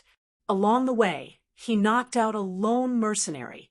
Regardless of whether the mercenary would become an idiot or not, he activated suggestion and dream entering at full power. His powerful spiritual power directly crushed the mercenary's memory. Thea quickly grasped the situation of the ship. There were not as many mercenaries as she had imagined. There were only 2 small teams of 50 people. Dr. Evo had brought a small team to search the island this morning, so there were only 25 people left on the ship. As for the thermal reactions that Thea observed, most of them were from prisoners that Dr. AI had captured and used for human experiments. Sarah Lance was doing well. Although she was only a beauty in Thea's eyes, she was a great beauty in the eyes of Dr. AI, who had drifted on the sea for a few years. They had feelings for each other. After a few hookups, Sarah became Dr. AI's personal secretary. Knowing that there were not many people on the ship, Thea naturally did not continue to hide her tracks. There were only a few rotten fish and shrimps scattered throughout the ship. What was there to be afraid of? She summoned her doppelganger and handed her the bow and arrow. Her meaning was clear. If she saw them, kill them. If not, forget it. The real body drew out a long sword and a dagger. Seeing a patrol team in the distance, she rushed over like a gust of wind.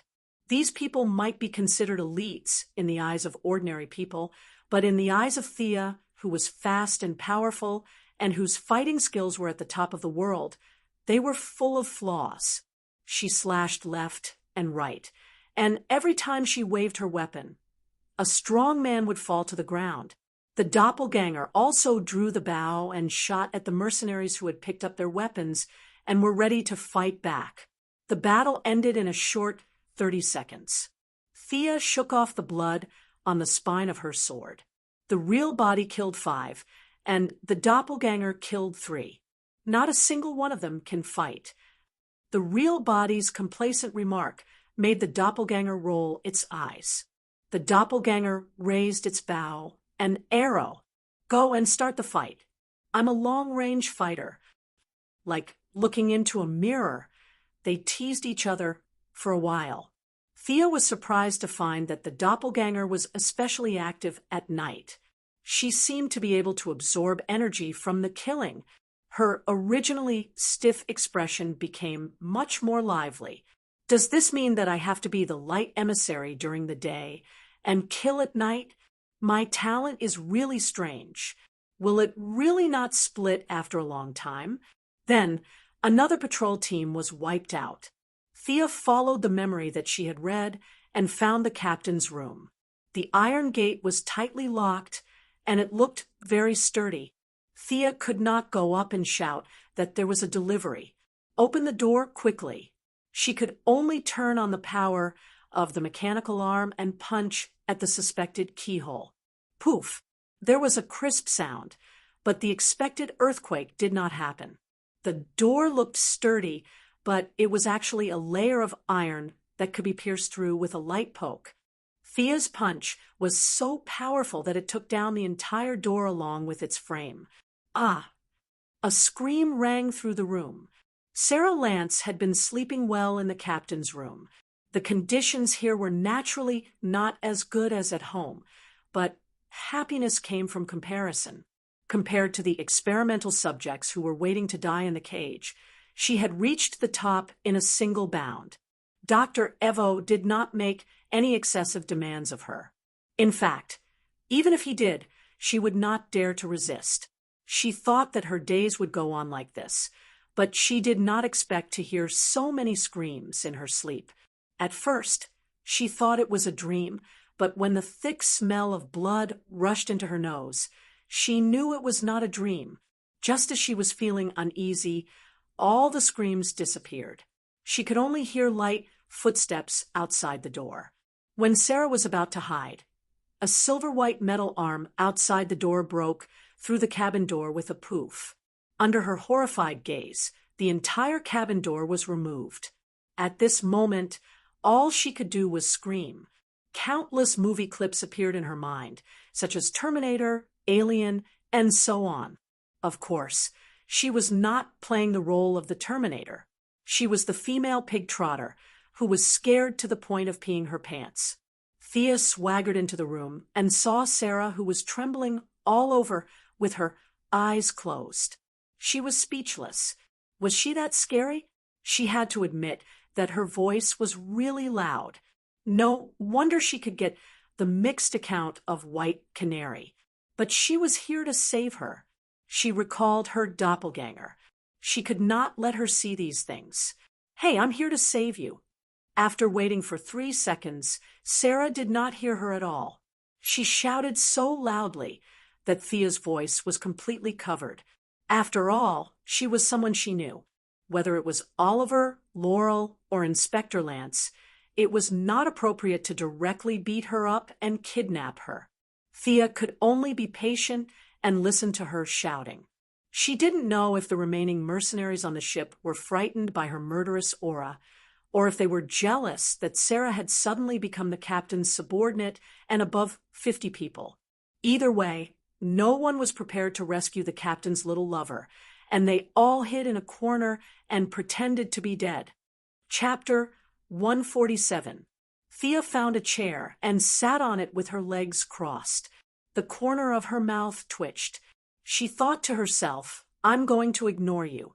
Let's see how long you can howl for." Sarah Lance's mind was blank. She thought about being dismembered by the enemy and wondered if the enemy had taken out a gun. She was scaring herself, thinking that she only had a few seconds left in this world. She should make full use of it and continue to scream. But when her voice was hoarse, she realized that something was wrong. She was going to be a heroine in the future, so her basic intelligence was still online. There seems to be only my voice in the room. Where's the enemy? Was he knocked out by my scream? She opened her eyes a little. No one. The enemy ran away. Sarah Lance was overjoyed. She opened her eyes and let out a sigh of relief. But when she turned her head, she almost bit her tongue when she saw Thea sitting on the chair. "You, Sarah pointed at Thea's face and thought. At this time, Thea took off her hood and revealed her face. She should know her. After all, it had only been a year, so her appearance wouldn't change too much. But it was hard to say. At least, Thea didn't have much of an impression of her. Fortunately, she was arrogant in the past, but people still paid attention to her. You're Ollie's sister?" Sarah felt that the woman in front of her looked familiar. She slapped her forehead and tried to recall. Finally, she found a clue from Ollie. Isn't this his sister? As for her name, Sarah couldn't remember. She sighed. Thea Quinn. I'm here to save you. Your father and sister miss you very much." She reached out a hand and pulled Sarah up from the floor. This girl didn't look tall, but she had a lot of meat on her body. Perhaps the food on the ship was too good, but she was chubby. Fortunately, Thea had been exercising for a long time. If she was the skinny girl from before, she wouldn't have been able to pull her up. Sarah was still drowning in her longing for her father and guilt for her sister. She stood up and realized that she was being pulled out of the door. "Where are we going? Where are the guards?" "Don't worry. Everyone on this ship is hiding. Go to the island and find my plane. I'll send you back to Star City." Suddenly hearing the familiar name of Star City, Sarah's tears flowed down uncontrollably. Thea frowned. This woman was too emotional. To be honest, Thea admired Sarah Lance's future achievements. Whether she was the captain of the Wave Rider or the leader of the Legendary Squad, Sarah Lance was a great heroine, relying on his own continuous struggles to repair the changes in the timeline, especially the phrase "legends never admit defeat" that left a deep impression on everyone. Compared to the Flash on the other side, Sarah's reverence for time was 10,000 times higher than his. The Flash had triggered the Flashpoint incident and rewritten the fates of countless people just to rewrite his own childhood misfortune. But that was the future. Thea could only say that heroes were created by circumstances and that no one was born outstanding. Only heroes who worked hard to fight against fate were worthy of praise. Sarah only recovered a little when they were really out of the range of the ship. Her father's nagging and her sister's complaints were nothing. As long as she could leave this damn island, she would even beat her up. At this time, not far from the two of them, a wave of blue light appeared in the air. After a violent wave, a man and a woman walked out of the air. The short blonde woman was very alert, but when she looked around, her face was full of disbelief. Purgatory Island? The tall man on the side heard her call and looked around carefully. This is the Purgatory Island that you and Oliver stayed in? Why did Gideon send us here? Shouldn't we be in the Star City Police Station in 2007? The two of them were speechless. They could only silently get up and walk into the darkness. What is this thing? When Thea was installing the skateboard, Sarah's brain had returned to normal. She asked a lot of questions, like where was Ollie, how was her family, and so on. Thea could only answer a few selectively. It's installed, Just when Thea was about to jump on, she suddenly felt her temple throbbing. A strong sense of danger surged in her heart. She could only see a blue light flying toward her. Get down! He pounced on Sarah Lance, who was still looking at him in a daze. The blue light didn't hit them, but under Thea's horrified gaze, it pierced through the skateboard. God, the skateboard that was floating in the air was like a kite with a broken string. It wobbled and fell to the ground, never to move again. F***CK, your mother. Thea was instantly filled with anger. She turned her head to look at the culprit. Not far away stood a tall woman in black clothes with black hair and a blank expression. Who was this? Why would such a person suddenly appear on Purgatory Island at this time? But before she could open her mouth to ask, the weapon in the woman's hand started firing nonstop. Swoosh, swoosh, swoosh. Rays of blue light shot towards Sia and Sarah. Laser weapon? Thea was a little confused. There weren't such high-end weapons in this era. The Batfighter was considered the pinnacle of human technology, but it hadn't entered the laser era. Could it be that this person was an alien? The situation was grim. No matter who the opponent was or where she came from, the fact that she was an enemy was undeniable. After whispering to Sarah to hide, Thea raised her hand and cast a dark magic. She didn't need to trap the opponent. She only needed to temporarily interfere with the enemy's vision. Then, under Sarah's shocked gaze, Thea cast the wind walking spell on herself again.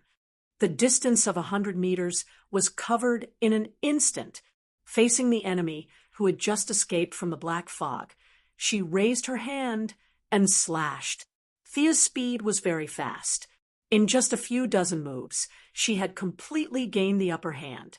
She found that the woman's fighting ability was far inferior to hers. At best, she was at the level of a special forces soldier. But she was very strong and her body was very sturdy. Her sword that could cut iron like mud could only leave scratches on her body. Her body was so dense, she shouldn't be an earthling, right? She didn't know. While she was puzzled, the woman opposite her was also extremely surprised.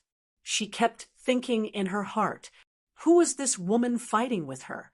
She didn't seem to be the target of her mission. Two people who shouldn't be at this time appeared in a place where they shouldn't be and inexplicably fought. This was completely different from her initial plan. But as the fight went on, her anger also rose. Thea's sword slashed her body more than a dozen times. Although the cuts weren't deep, she was not a robot. She would still bleed. Relying on her strength that was far greater than that of an earthling, she didn't pursue small fights. Instead, she used strong punches. Seeing that she changed her attack style, Thea didn't dare to take it head-on. She deliberately exposed a flaw. The woman in black was overjoyed. She ignored the sword that was going to pierce her collarbone and punched Thea's face. Chapter 148. I was waiting for you to use this move. Sia's mechanical arm was already equipped, but it was hidden under the combat suit and could not be seen by outsiders. Now that she saw the punch that she thought was effective, she sneered in her heart. Aren't you just relying on your strength? I'll let you see what science is. She raised her hand and punched out. The woman in black saw that Thea was about to punch her, and her heart tightened. Is this woman from Earth really powerful? But the arrow was already on the bow, so she could only use her greatest strength to punch out. Bang! With a muffled sound, the woman in black felt an overwhelming force rushing from her arm to her shoulder. His entire body was knocked off the ground and flew back more than 5 meters. Damn it! How can this woman be so powerful? The woman in black was well trained. She turned around in the air and regained her balance. Her eyes kept rolling as she tried to figure out the enemy's plan. Sia was quite satisfied with this punch. She had already used all the available power in her arm, although the maximum power in the design was 10 tons, considering the way the human body exerted force, and the recoil, the actual power could not reach that high. However, this punch still contained more than 5 tons of strength. Although the woman in black was also known for her great strength, she was at most at the level of 1 to 2 tons, which was similar to the non-berserk Bane. Now that she was caught off guard, her arm was numb from Sia's punch, and her strength had decreased by at least 20%. Although Thea also suffered some recoil, the excellent shock-absorbing performance of the metal arm almost eliminated this force. She took half a step back and attacked the woman in black while she regained her balance. Who are you? The woman in black felt that this fight was not clear. Thea immediately asked, "Tell me who you are first." "I can't tell you." "Tell me who you are." "We must have misunderstood." The woman in black's fighting skills were not as good as Thea's, and now she was at a disadvantage in terms of strength and speed. She was beaten by Thea like a dog. "Now, you know it's a misunderstanding. Where's the energy you used to shoot my skateboard? You still want to know my name. Is it for revenge in the future? I'll never change my name or surname. I'm Barbara Gordon." Thea announced her name casually without any embarrassment. Her expression was so calm that it was a mess. Achoo! Barbara, who was thousands of miles away, didn't know that she had taken the blame and was still receiving special training from Batman. She couldn't help but sneeze. The woman in black was naturally not a magnanimous person. She muttered the name twice in a low voice. "Barbara." "Humph, I'll remember this." Although she was furious, she couldn't beat him. She didn't have the ability to recall the memories of the main characters, so she didn't have that ability even if she wanted to. Seeing Thea's vicious punch coming towards her face, she became anxious.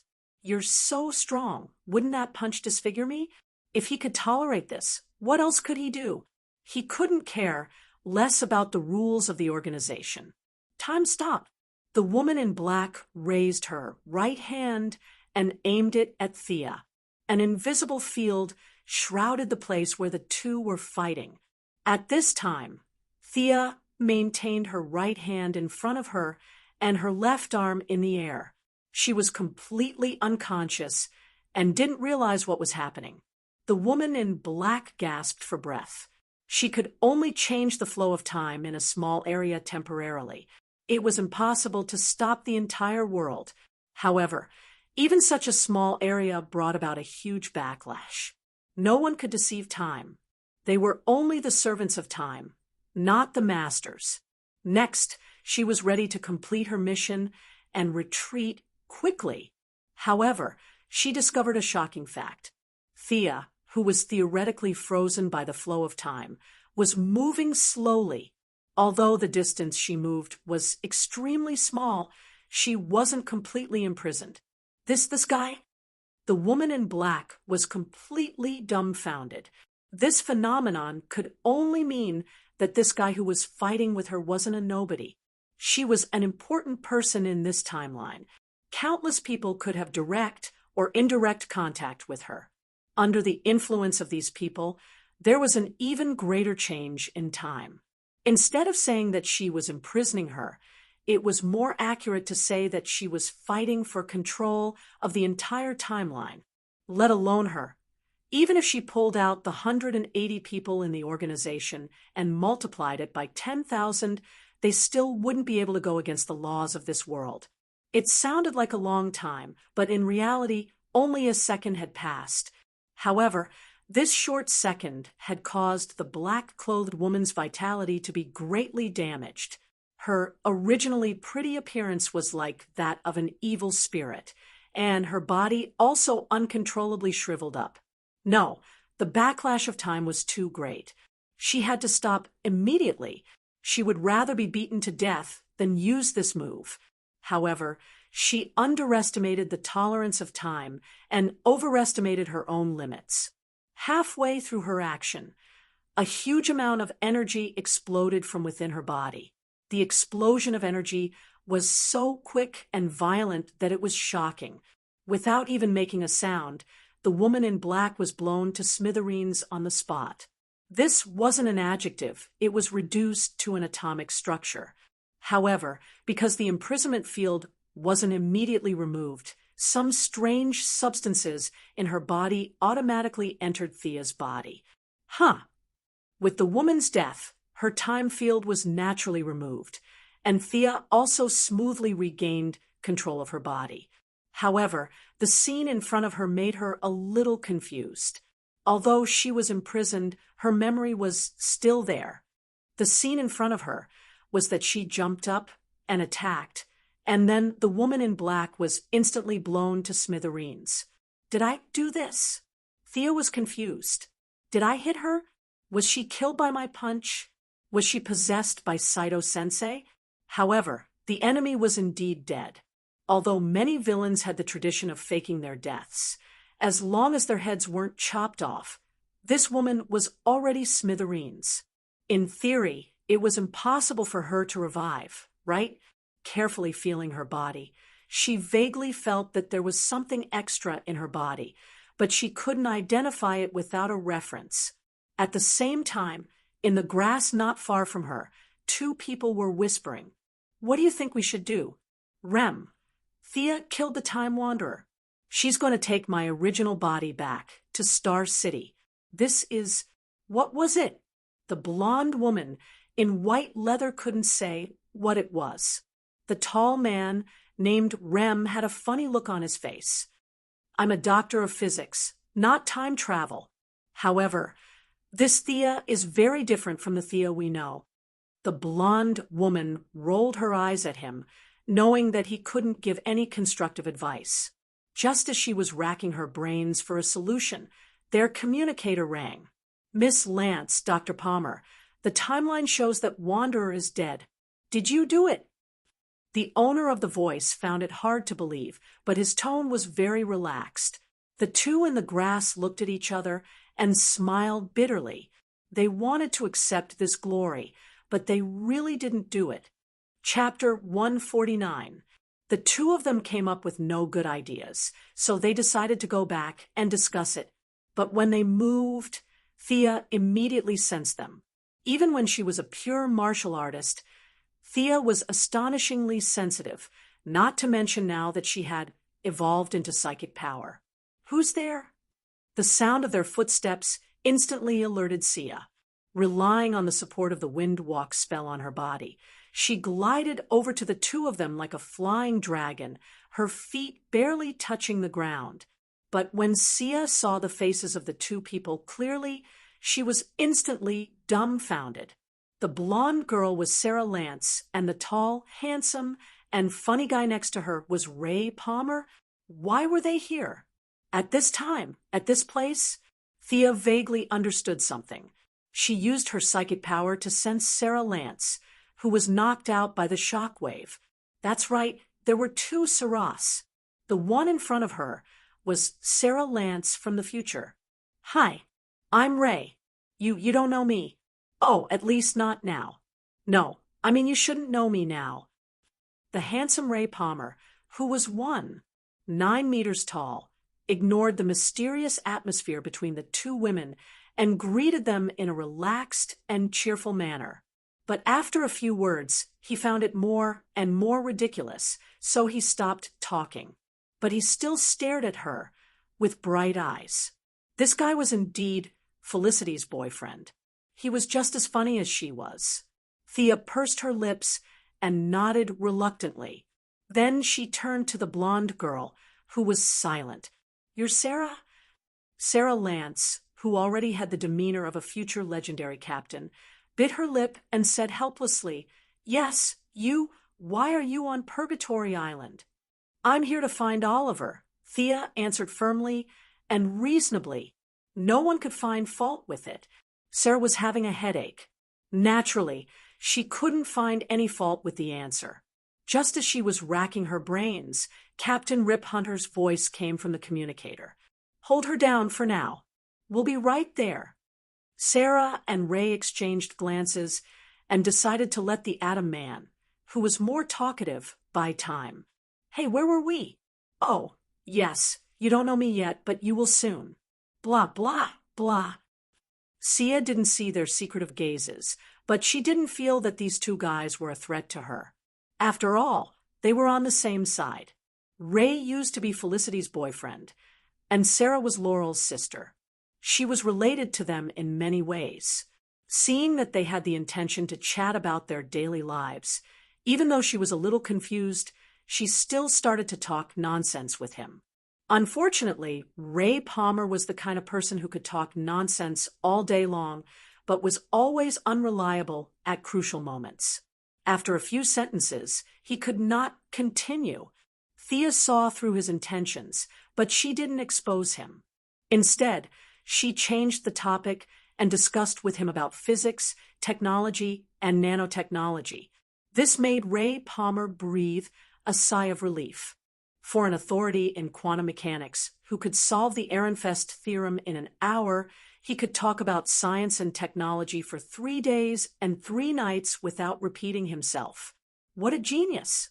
Although many of his ideas were just general discussions, they still made Thea's eyes light up. This guy could be seen as a weakened version of Tony Stark. Just a simple conversation between the two had benefited Thea a lot. Just as Ray was explaining a formula to her, Thea smiled. Your friends are here. We mean no harm, Sarah quickly explained. Yeah. Ray Palmer nodded like a chicken pecking at rice. Whether or not they meant harm, they would only know when they met. Thea looked at the people opposite her, who didn't hide their tracks, and rushed towards her. A strange feeling arose in her heart. Was she so strong that she needed to team up to fight? She was so happy. Happy my ass. She didn't get any experience or reputation from fighting these people. 5 people came from afar. The one in the lead was the captain of Wave Rider, Rip Hunter, who was wearing a long brown windbreaker. On his left was Captain Frigid, who was wearing a down jacket and sunglasses and holding a slightly exaggerated-looking gun. Next to him was Captain Frigid's good partner, Heatwave, who was wearing an asbestos fireproof suit and holding a flamethrower. On his right was an ordinary-looking black youth with thick lips. Thea couldn't remember his name. Beside him was a fat old man with white hair and round glasses. Was the whole Tomorrow's Legend squad coming out? No, there should also be Hawkman and Hawkgirl. Were those two idiots dead or not? Miss Quinn, we're not enemies. We mean you no harm. Rip Hunter was the first to speak, explaining his side's position. Thea believed in this. Although her brother Oliver was a weakling now, his reputation would still shock many people in the future. He was known as the eighth magnate outside of the seven magnate of the Righteous Alliance. As his sister, she would definitely have a good reputation in the Justice faction. They wouldn't dare to harm her. Seeing that she didn't overreact, Rip Hunt silently sighed in relief. It was inevitable to run into relatives and friends while traveling through time, so he couldn't just kill every single one of them. If he really did that, even the heroes of justice wouldn't spare them. So he was very experienced in dealing with such sudden incidents. His faction was neutral and even leaned towards the Righteous Alliance. Naturally, he couldn't force Thea, who had a close relationship with the Green Arrow Party. We came here from a certain time in the future. We wanted to stop the Time Wanderer from making a move on Miss Sarah's past, but we didn't expect to meet you here. I hope you can hand Miss Sarah. Rip Hunter pointed at the fainted Sarah Lance in the distance, to us, and let her return to her original time. Thea had never thought about the broad issue of time changing Sarah's fate. She thought about it carefully. Wouldn't it be better to send Sarah back to Star City, to her father and sister? Yes, that's great. There was nothing wrong with that at all. From every angle, Purgatory Island was the beginning of Sarah's tragic fate. If it could be changed from the beginning, then it wouldn't be a bad thing. But Rip Hunt couldn't say that. A person's perspective was different from his or her own. From Sarah's point of view, changing everything would definitely be a good thing. In fact, it would be an extremely good thing. If she could return home and live happily ever after, who would be willing to suffer so much? But for Rip Hunter, it was a bit of a headache. Sarah was someone he had focused on nurturing. She had brains, potential, and enough decisiveness. But all of that came from the suffering she had endured. If he agreed to let Sarah go home, she wouldn't have any of those experiences. Wouldn't he be looking for trouble if he recruited her? Rip could swear to the heavens that as long as he let Sarah go, the capable blonde girl in front of him would instantly turn into a powerless young girl, changing boyfriends twice a month, having some pox on the weekends, and having parties when she was bored. This was the norm for young Americans. If he could maintain Sarah's original life path, it would be this image. But he couldn't say a single word of that. He could only rely on Sarah's own wishes. Whether his right-hand woman wanted to live her current life or return to the past was all up to her. Chapter 150. In the end, the choice was back to Sarah. Of course, it was the future version of Sarah in front of them. The unconscious weakling in the distance was automatically ignored by them. What should I do? Even with Sarah's extraordinary decisiveness, she was still somewhat hesitant. If she nodded, all her suffering would end, and she would return to her daily life. What Assassin's League or Legendary Team? To hell with it. If she shook her head, everything would go back to normal, and she would still have to continue struggling in this sea of suffering. Everyone was silent for a moment.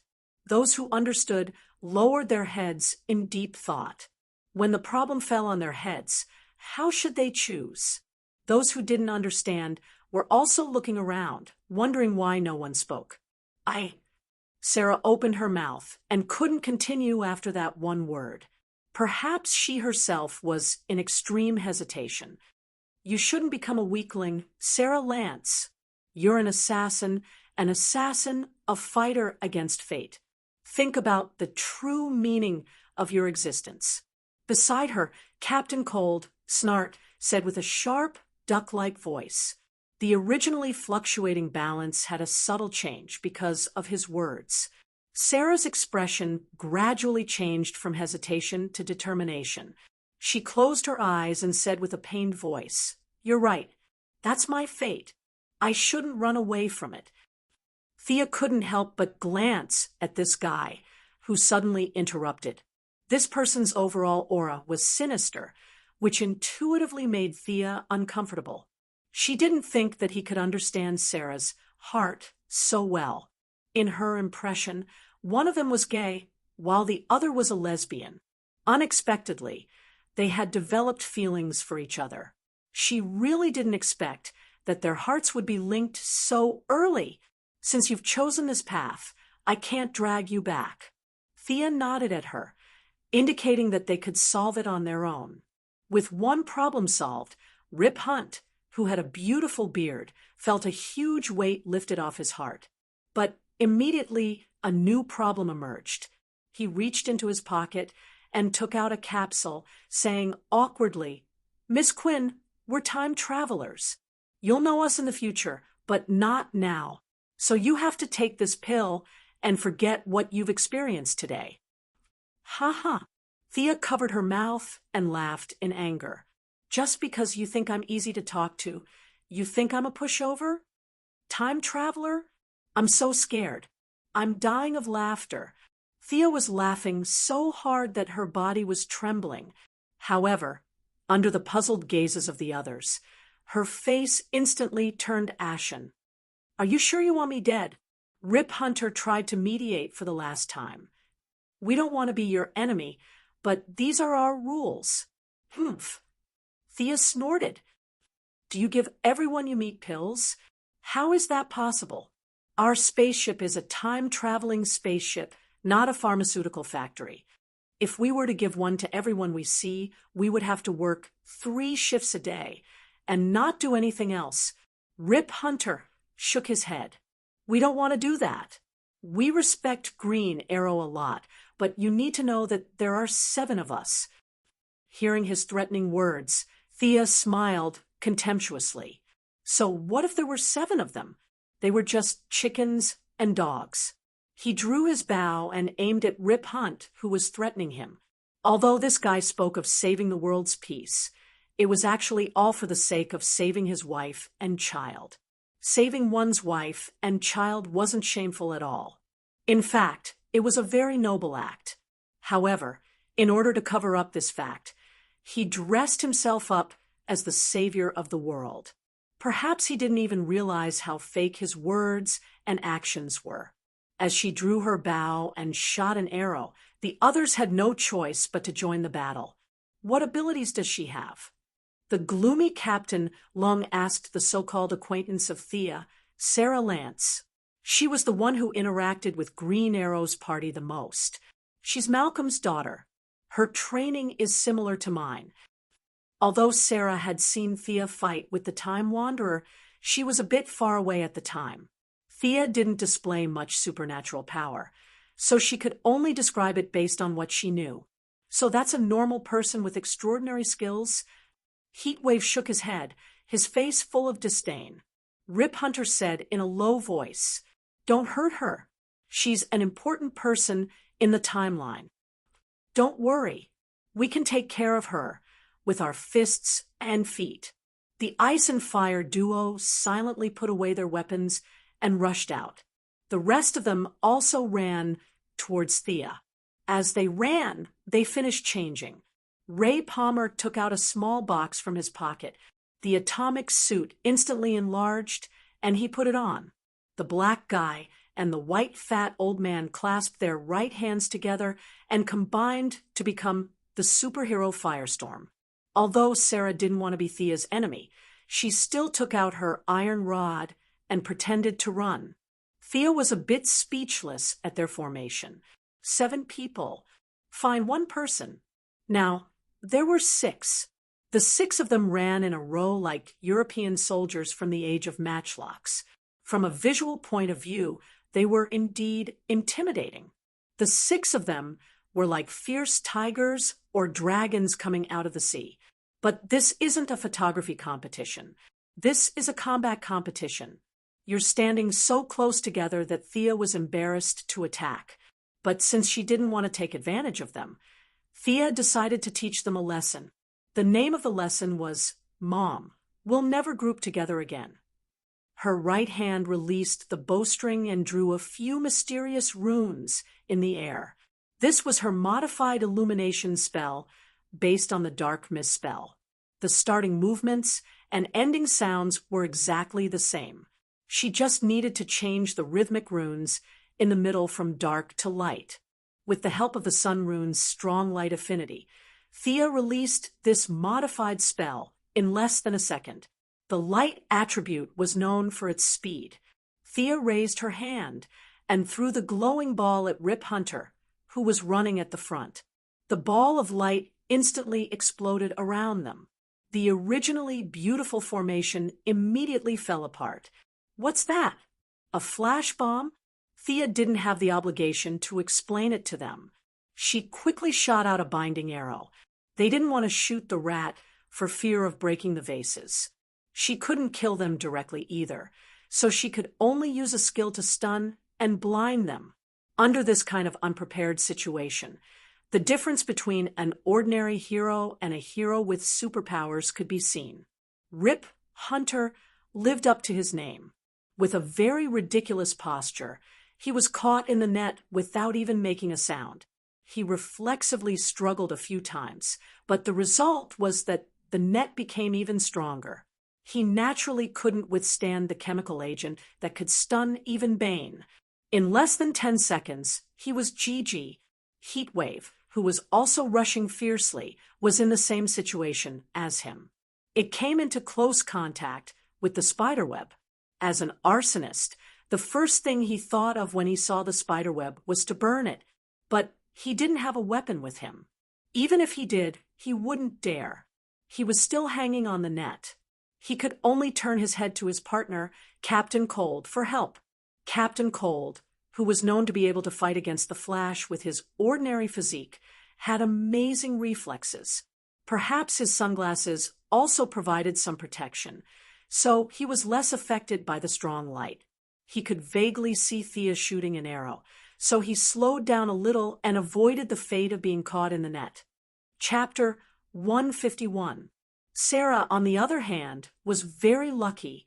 She started late and was the closest to Thea among all the people present, not to mention that Thea had come all the way here to save her in 2008. She couldn't bite the hand that fed her. She seemed to be rushing out with the team, but in fact, she was still far away from Thea. The ball of light did not explode in front of her, and she used the heat wave to avoid most of the glaring light. Although it was more or less uncomfortable, she still saw the dense cobwebs and nimbly avoided them. Ray Palmer was usually very funny, but his atomic suit was not for show. The moment the spider webs were about to hit him, he shrank and passed through them. The remaining firestorm seemed to be a combination of two people. His brain was a little messed up, and he rolled his eyes every day. It was not the supercilious eyes in anime, nor was it the adjective supercilious eyes. It was purely the action of rolling the black eyeballs to reveal the white eyeballs. Thea did not understand how they could receive retinal signals like this. Anyway, she knew that her flash did not work on them. The combined guy was on fire and went straight through the center of the spider webs, leaving a human-shaped hole. Captain Lung hesitated on the outermost side, wondering whether he should save his partner first or gang up on Thea first. Sarah did not want to fight at all. She pretended to be an 80-year-old woman and slowly moved forward. In the end, the only ones who rushed in front of Thea were the Atom Man and the combined Firestorm. Both of them were strong opponents, and Thea did not dare to take them lightly. However, their fighting styles were not mature enough. The Atom Man's personal chivalry was too strong. He had a long-range weapon on his suit, but he insisted on fighting hand-to-hand. If a bookworm with several doctorates and a contemporary grandmaster of martial arts like Thea fought hand-to-hand, the result was already doomed. Thea didn't pay much attention to him and dealt with him casually. Her attention was always on the firestorm in the sky and Captain Lung Han, who was rushing over from afar. Firestorm's flying ability was quite fast, but he mostly used the reverse thrust of the flames to accelerate his flight. It looked like two streaks of flames flitting through the air, mighty and domineering, but in fact, his steering was extremely poor. If Thea's skateboard was still there was no way she could beat him up. "Dr. Palmer, is your suit sturdy?" Thea dodged Firestorm's air-to-ground fireball and asked Atom Man with a smile. "Of course, my battle suit is made of—" Before he could finish his sentence, Thea's mechanical arm went into overdrive and grabbed one of his arms. Like a discus, she spun 3 times on the spot and threw it at the Firestorm in the air. The black guy and the fat old man were not very smart. When they saw Atom Man flying at them, they reached out to catch him without thinking. Thea had been waiting for this moment. There were many problems with their combination. The black guy and the fat old man's cooperation was always half a beat slower. In the original plot, there was a glorious failure where they were shot apart by an arrow. Coincidentally, the arrow was shot by none other than Malcolm Merlyn, Thea's biological father. Of course, in the current timeline, they hadn't met Old Ma yet, so they didn't realize how big the problem was with their seemingly cool combination. Thea found the right landing point and shot the arrow right in the chest of Firestorm. There was a momentary pause in the communication between the two of them. One of them wanted to run to the left, and the other desperately dodged to the right.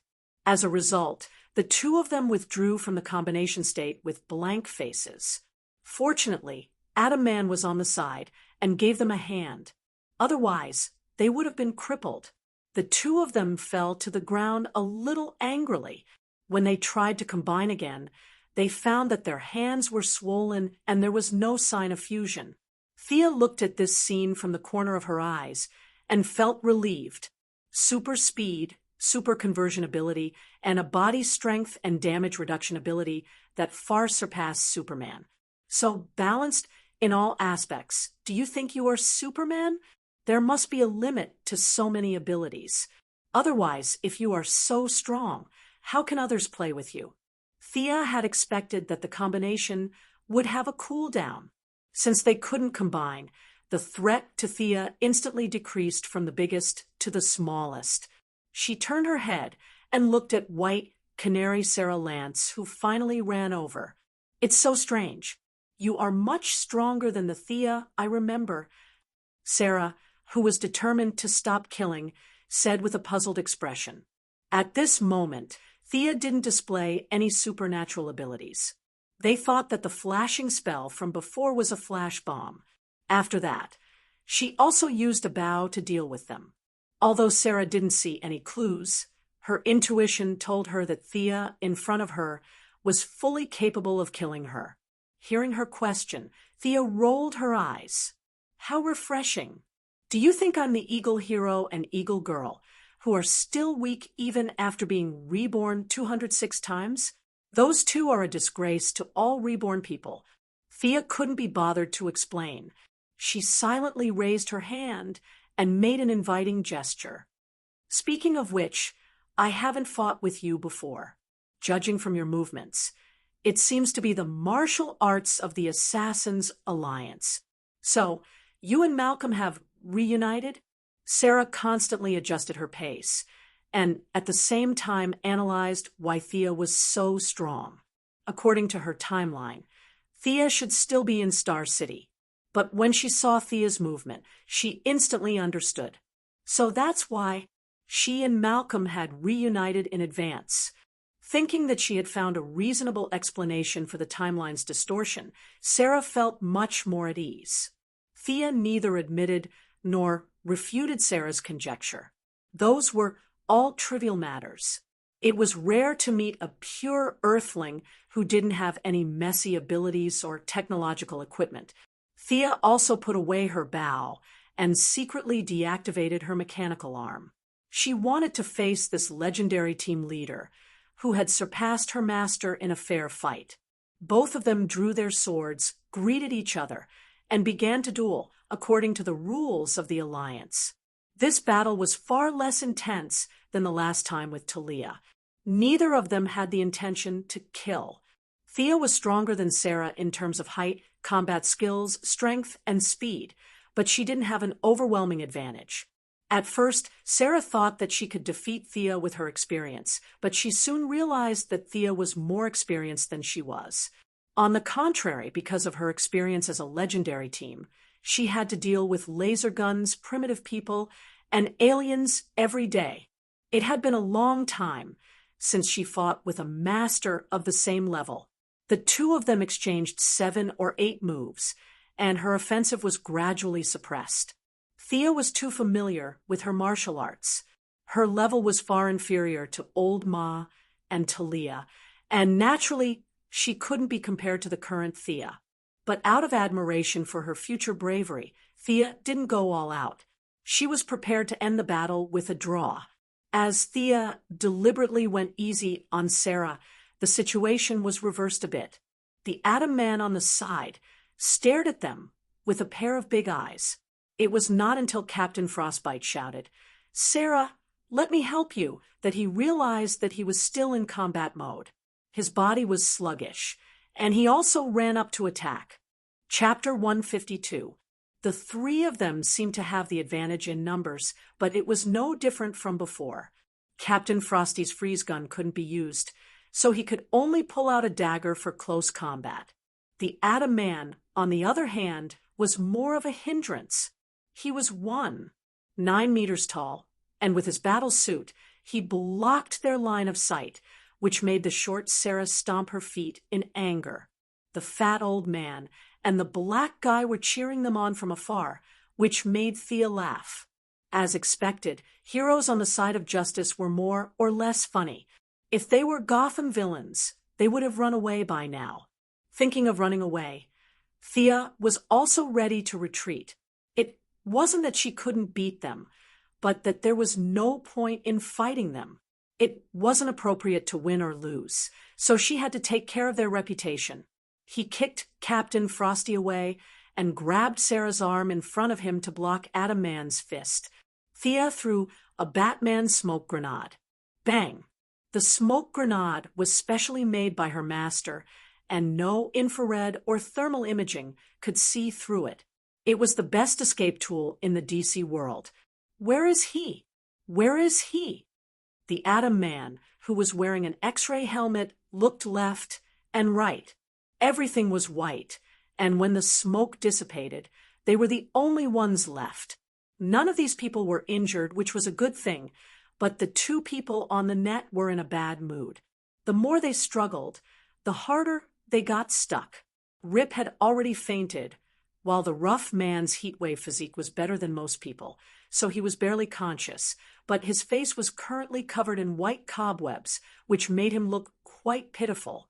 Although they didn't have Thea's escape potion, Ray Palmer and the fat old man were the world's top scientists. After some analysis, they still rescued Rip Hunt and Heatwave. He did come down, but Rip Hunt's cool beige trench coat and his Heatwave Army green fireproof suit were completely stuck to the ground and couldn't be removed.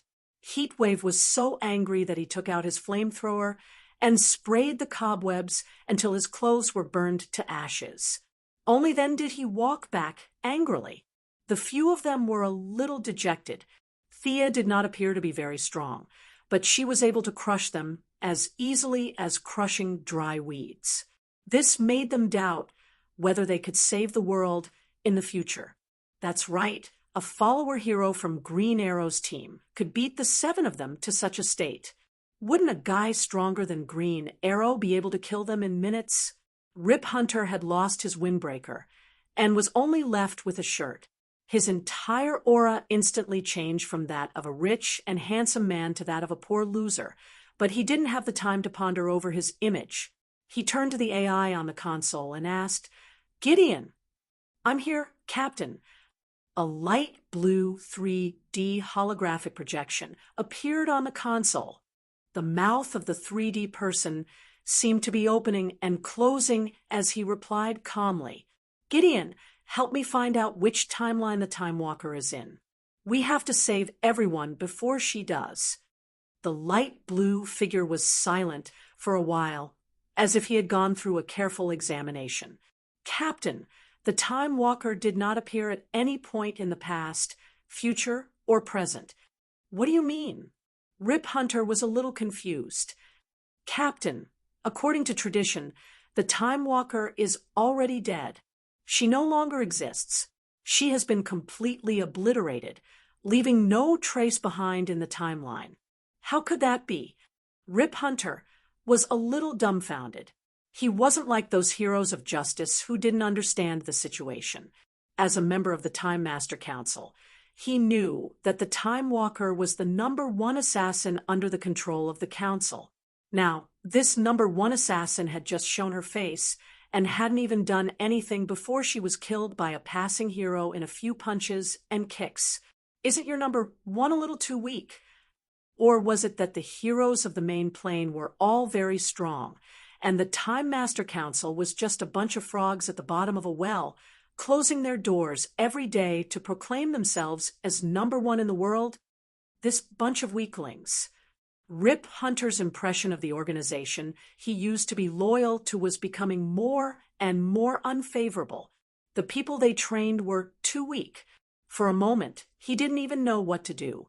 The Time Walker's way of doing things was simple and crude. Find a point in time before the members of a Legends team made a name for themselves and kill them in advance. According to Rip's original plan, he would have been one step ahead and pulled back all the members' precursors to protect them. But now that the assassins were all dead, there was no point in protecting them anymore. He turned to Sarah and asked, "Which point in time do you plan to send your past to?" Although Sarah was a bit sad, she still pondered for a bit before answering. October 2008, outside Purgatory Island. Along the path of the Assassin League's Nissa El Ghul's trial, Rip nodded slightly and patted his capable comrade's shoulder. Gideon, go to October 2008. Everyone sit down and prepare to depart. The last sentence was for the remaining crew members. But when they all sat down like elementary school students and waited for 5 minutes, nothing happened. They all looked at Rip in confusion, meaning, "What's wrong with your ship again?" As the ship's repairman, the black man was already preparing to repair it. "Captain, it's—" Before the blue electronic voice could finish, it was interrupted by a clear voice. "Ahaha, it's me. Sorry to disturb." The only one who didn't treat herself as an outsider was young Mistress Thea. Thea separated from them, but after running for a short distance, she remembered that she had damaged the skateboard for no reason. No matter what, she had to ask them for compensation. There were so many pieces of futuristic technology on the ship, she couldn't just let it go, so she circled around and came back. Her hinting was ineffective against hostile targets, but fortunately, apart from Captain Frigid and Heatwave, everyone else on the ship was on the side of justice, so they didn't have any ill intentions towards her. Plus, with her professional stealth skills, she constantly used the shadows to hide from the two hostile eyes. Thea also followed them onto the ship, just as she was wondering how she should start. She didn't expect these people to be so impatient, wanting to take off without saying anything. The young mistress was naturally discovered by the omnipresent AI, so to avoid awkwardness, she had no choice but to stand up. "Why is it you again?" Heatwave, who thought with his fists more than his brain, was furious just looking at her. He'd worn that fireproof suit for so many years that he'd grown attached to it, and it was all because of this person that he burned it in anger, so she had to pay for it. He wanted to rush up and fight, but the gloomy Captain Frigid held him back, coldly watching the situation unfold. "Miss Quinn, what business do you have here?" As the captain, Rip was the first to ask. "If not, I wouldn't have come." Thea crossed her arms. That woman in black was here to cause trouble, wasn't she? There was nothing that couldn't be said. It was the truth. Rip nodded. "You're talking about the Time Wanderer, right?" "That's right." Thea raised her skateboard and pointed at the large hole in it. "She destroyed my equipment. Without it, I can't leave the island. My mother is home alone. If I can't go back, it'll be so pitiful. You'll have to fix it, right? Actually, she could have flown the helicopter back, but Rip and the others didn't know, so Thea described her situation as terrible. Chapter 153. Seeing Sia acting cute and pitiful without the demeanor of an expert. They all had complicated feelings, especially Rip Hunt. Was the Time Wanderer, an assassin whose name had shaken the multiverse, really killed by this guy? Fortunately, she wasn't here to blackmail them, and her request was reasonable. He had an AI on his spaceship and 2 professors who could sell their theses by the pound. It was just repairing some technological equipment, and he could even fix a spaceship for her, just as he was about to ask them to help him get rid of her and get it over with. Captain, let me remind you, we've stayed at this point for too long, and we've attracted the attention of the Board of Governors at this point in time. The search team is expected to appear in 3 minutes and 12 seconds. The artificial intelligence Gideon reported unhurriedly. Oh God! Rip Hunter slapped his forehead and quickly walked to Thea's side. Miss Quinn, you heard it. We're about to depart. Don't you think you should? Does that mean you should run away? Thea wasn't so easily fooled. The skateboard wasn't badly damaged, and back in Star City, the tools were ready-made and could be repaired in half a day. She was just using this as an excuse to get on the spaceship. There were so many high-tech crystals on the spaceship, as well as the Atom Man's suit energy source and shrinking technology, all of which made her jealous. Now you want to drive me away? Dream on. She shook her head fiercely. Even if you let me get off the spaceship now, I can't go home, so I'll just stay here. Miss Quinn, I'm doing this for your own good. If you insist on traveling with us, of course I'll welcome you, but your own history will be forcibly erased. You're different from us. You're an important person in the timeline, so you can't just leave. Rip Hunter's words were sincere. The team members he chose were all people who had no influence on the original timeline. Hearing this, Thea was shocked. So not everyone could get on the spaceship. He didn't look like he was lying. I'd better hurry up and leave. What a waste of so many good things. In that case, I'll take my leave first, Thea said, and ran out. Miss Quinn, you can actually time travel, AI Gideon said to everyone's surprise. Thea also stopped, waiting to hear what it had to say. Gideon, are you mistaken? As the captain of the ship, Rip understood the rules very well.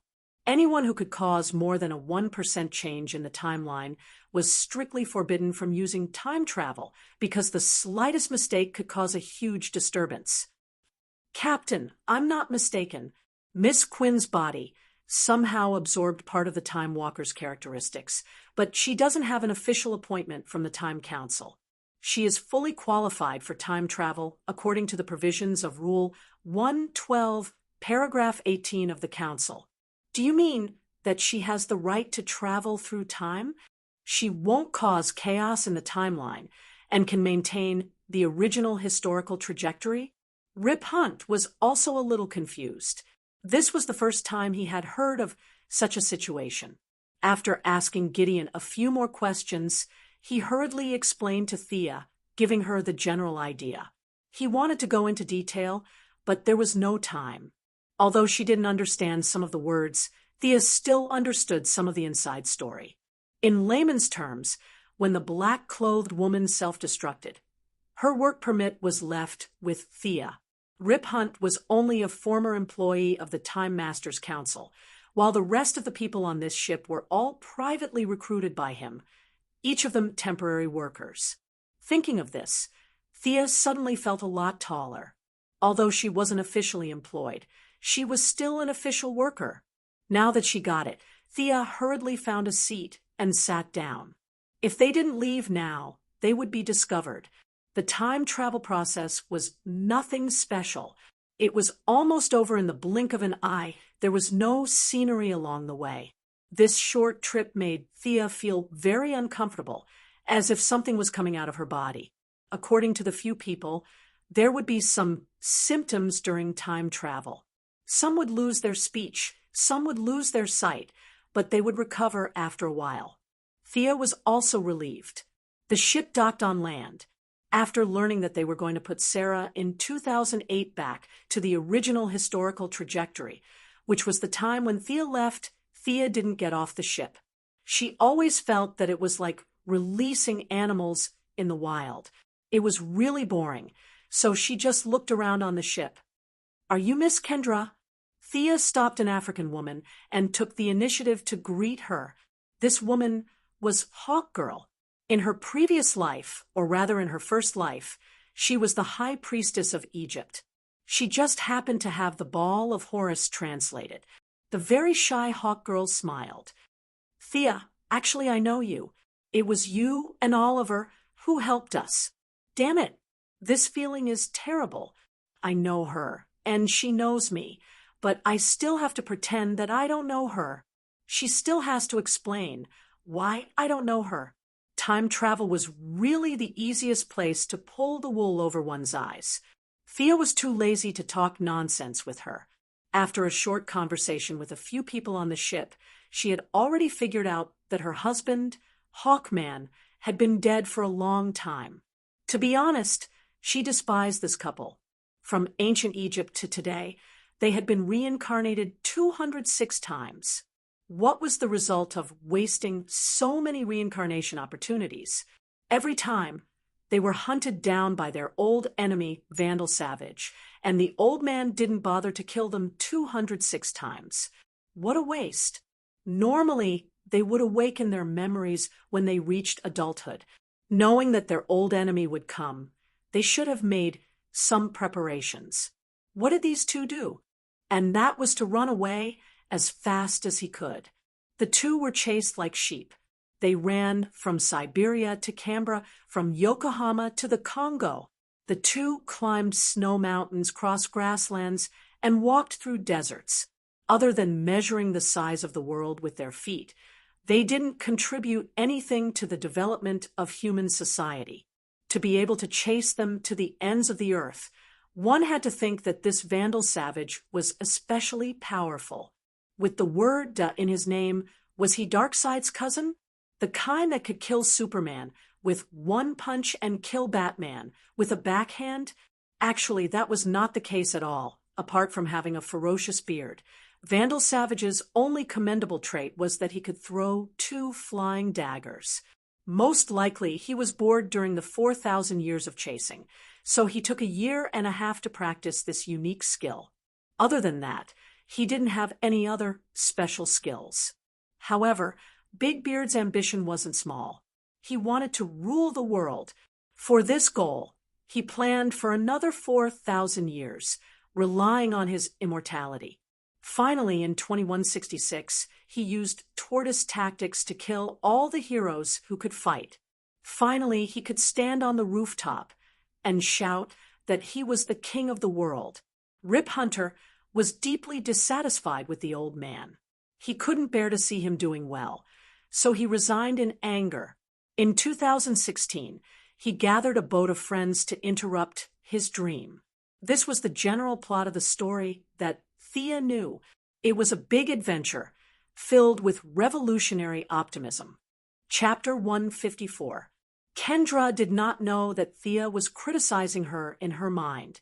She asked kindly, "You didn't get off the spaceship. Why are you looking for me?" Of course, Thea wanted to talk to her about something. The orb of Horus she found on Purgatory Island was filled with words that gave her a headache. After studying and comparing the words, she was dismayed to find that most of the words had been lost. Fortunately, there were 3 people who had survived from that era. They were the ancient Egyptian high priest Vandal Savage, the priestess Chayara, the current Hawkgirl Kendra, and the current Hawkman Prince Khufu. Vandal would definitely ignore Sia, and Eagleman had also died. Even if he didn't die, Sia wouldn't have any feelings for him. After all, this guy was Khufu in his first life, the guy who was famous for building the largest pyramid. According to history, he was a man who loved grandiose achievements, but was unlearned. The so-called man, who was full of nonsense, was him. Thea looked at the friendly Hawkman with anticipation. She took out the orb from her backpack. "Do you have any impression of this?" Kendra took the orb. Its handle was 30 centimeters long, and it was golden in color. There was a red gemstone at the top. She played with it and asked uncertainly, "Is this a hammer?" Puffed. Thea almost vomited blood. "Hammer my ass." Perhaps her expression was a little scary, but Kendra knew that she had misunderstood. She said embarrassedly, "You might not know this, but I was just a waitress in a cafe half a year ago. I don't know much about fighting." She was right.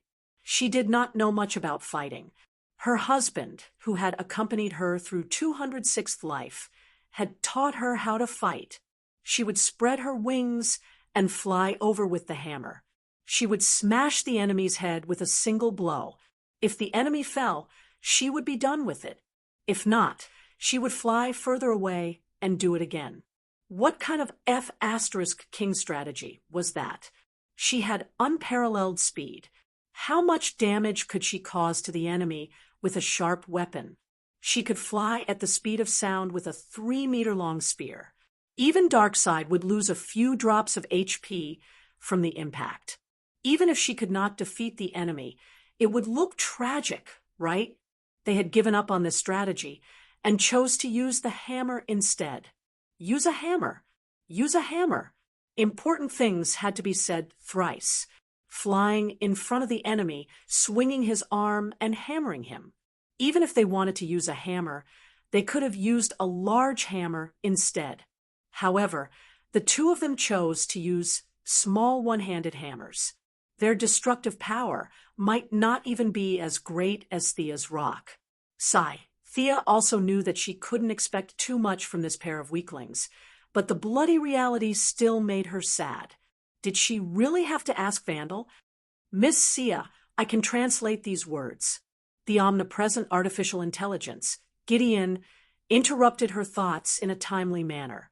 To be honest, Thea was a little afraid of the artificial intelligence on this spaceship. She coveted the technological achievements, but she did not dare to lay her hands on the artificial intelligence. Others might not know, but she knew very well that Gideon had developed a bit of admiration for Rip Hunter, the captain. What did that mean? It meant that this artificial intelligence had feelings. It had reached the peak of artificial intelligence and was at the same level as Marvel's Ultron Ada. It was a bit weaker than Brainiac, but not by much. If it wasn't for its feelings for Rip Hunter, Gideon would have been able to access the real world's network in a matter of minutes. Thea had always kept a respectful distance from this kind of boss-level passerby character. Although she thought about artificial intelligence day and night, she had never thought about Gideon. Now that it had taken the initiative to talk to her, she could not refuse and could only express her gratitude very politely. As the crystallization of human wisdom that traversed the river of time and knew all the knowledge of both ancient and modern times, Gideon's ability was not to be underestimated. In less than 3 minutes, it had completely deciphered the words on the sphere of Horus and even thoughtfully made it into an annotated version. This guy is amazing, Thea thought to herself as she held the annotated version. It was actually able to estimate Thea's knowledge structure and level of understanding through various calculations. Its annotated version was very accurate and was tailor-made for Thea. Although she did not like the feeling of being seen through, she had to admit that Gideon's translation was very accurate. But when she looked at the translation carefully, she could not help but frown. Horus was the guardian of the pharaohs in ancient Egypt and the symbol of royalty. Horus usually accepted priests in the form of an eagle head and a human body. There were a total of 3 artifacts that were passed down in the world: the Eye of Horus, the Scepter of Horus, and the Sphere of Horus. The Eye of Horus was said to have been offered to Hades, the Sphere of Horus was in Thea's hands, and the scepter was specially marked by Gideon as being in the hands of Vandal Savage. Thea narrowed her eyes. This artificial intelligence was quite sneaky, leaving a bait for Thea to bite. You want the scepter? Well, go and fight with Vandal. He happens to be the enemy of the legendary team. What a coincidence. It's fate. No one would feel comfortable being used as a tool. Thea lowered her head and pondered. In her memory, Vandal's scepter of Horus was destroyed by the combined efforts of the Green Arrow and the Flash. It was hard to say if he still had it in his hands in this timeline. Thea sighed. She still could not resist the temptation. Should she help? Depressing. Her experience with Gotham made Thea a little resistant to helping. Although these people were stronger than the Bat family, there was a limit to their strength. She would not become the main force again if she helped, right? In the timeline of Hawkgirl and the others, the scepter had been destroyed, but to Thea, it had not happened yet. This created a paradox. Did it happen or not? If it was still there, she could easily take it. It was a set. If it was already destroyed, it would be useless even if she chopped Vandal up and fed him to the dogs. Thea shook her head. She bid farewell to the artificial intelligence and the confused Hawkgirl Kendra. She was going to ask the old driver, no, the old Captain Rip Hunter. Before she could find the old captain, Thea was stopped by Atom Man Palmer. The Atom Man was all smiles as he helped to repair her skateboard. He dragged her to see the latest results. Thea could only follow. Since he was so eager to help, she had to take the initiative. Miss Thea, was your skateboard software written by Felicity? Atom Man Palmer said with a confident expression. Damn, was it really that good? Thea had just been seen through by Gideon, and now he had exposed the source of the technology. She could not accept it. It was not surprising that the artificial intelligence could see through countless calculations per second. But how did you find out? Professor Palmer, how did you find out? Are the traces that obvious? Ray Palmer laughed proudly at first. Then his expression turned serious. Actually, the software part of my battlesuit was written by her too. Ha ha. Chapter 155. Sia looked at him speechlessly. Speaking of which, this Joker's personality was really good. Plus, he was tall and handsome, and he was humorous and witty. He would definitely be the best mentor and helpful friend if he were to be her boyfriend. It was the biggest tragedy for him to be her boyfriend. There was no room for negotiation. This person was too unreliable. The two came to the maintenance room of the Wave Rider. The Firestorm duo was also there. The black guy was the ship's repairman. The fat old man looked serious, but he was actually a talker. When Thea entered the room, he was still talking to the black guy. Let me introduce you. This is Professor Martin Stein. He is the current authority in the field of nuclear physics. This is his partner, Jackson. He is our ship's repairman. He is very skilled. Ray Palmer introduced the two of them to each other. Sia saw that they were repairing her skateboard, so she praised the two of them very respectfully. She said that they were the leading figures in the field of physics, the saviors of Central City, and the defenders of human justice. The good thing about being a hero of justice was that they were thin-skinned. The fat old man had won countless Nobel Prizes and was often praised, so he had a strong immunity. The black guy who was working as a repairman was completely embarrassed. He showed his big white teeth and smiled brightly. Thea praised him for being free while looking at his handiwork. After all, this guy had been a car mechanic half a year ago and had been forcefully recruited by the careless Rip Hunter to repair a spaceship. Sia had always been suspicious of his skills. But after looking at the scene, the black guy's repair skills were indeed quite good. Although he was not as good as the omnipotent Batman, he was still very talented. Your skateboard was originally driven by magnetic power, right? We don't have a dynamic drive part.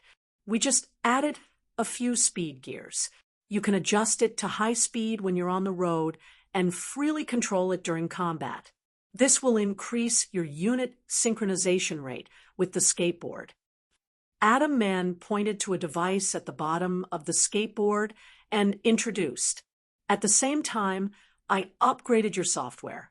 Or rather, I used the program Felicity wrote in 2016 to overwrite the program she wrote in 2007.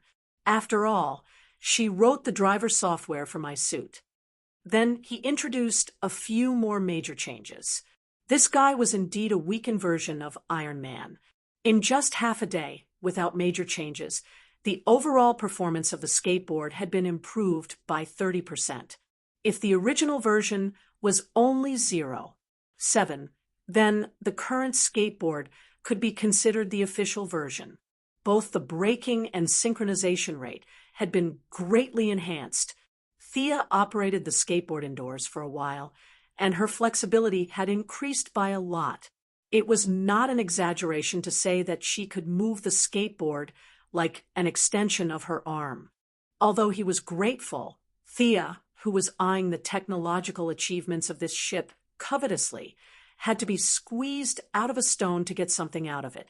Gideon was too smart and scary to make a mistake, but the three guys in front of him seemed to be able to make use of them. Thank you, Dr. Palmer, Professor Stein, and Mr. Jackson. If it weren't for your help, I wouldn't have been able to go home. Thea could not directly tell them what good things they had. She needed them to contribute voluntarily. Thea began her old path of acting cute and pitiful. Some time ago, Tion watched Moira on the stage, shouting herself hoarse to call for the protection of women and children and the elimination of racial discrimination. Unknowingly, Sia's acting skills had also improved greatly.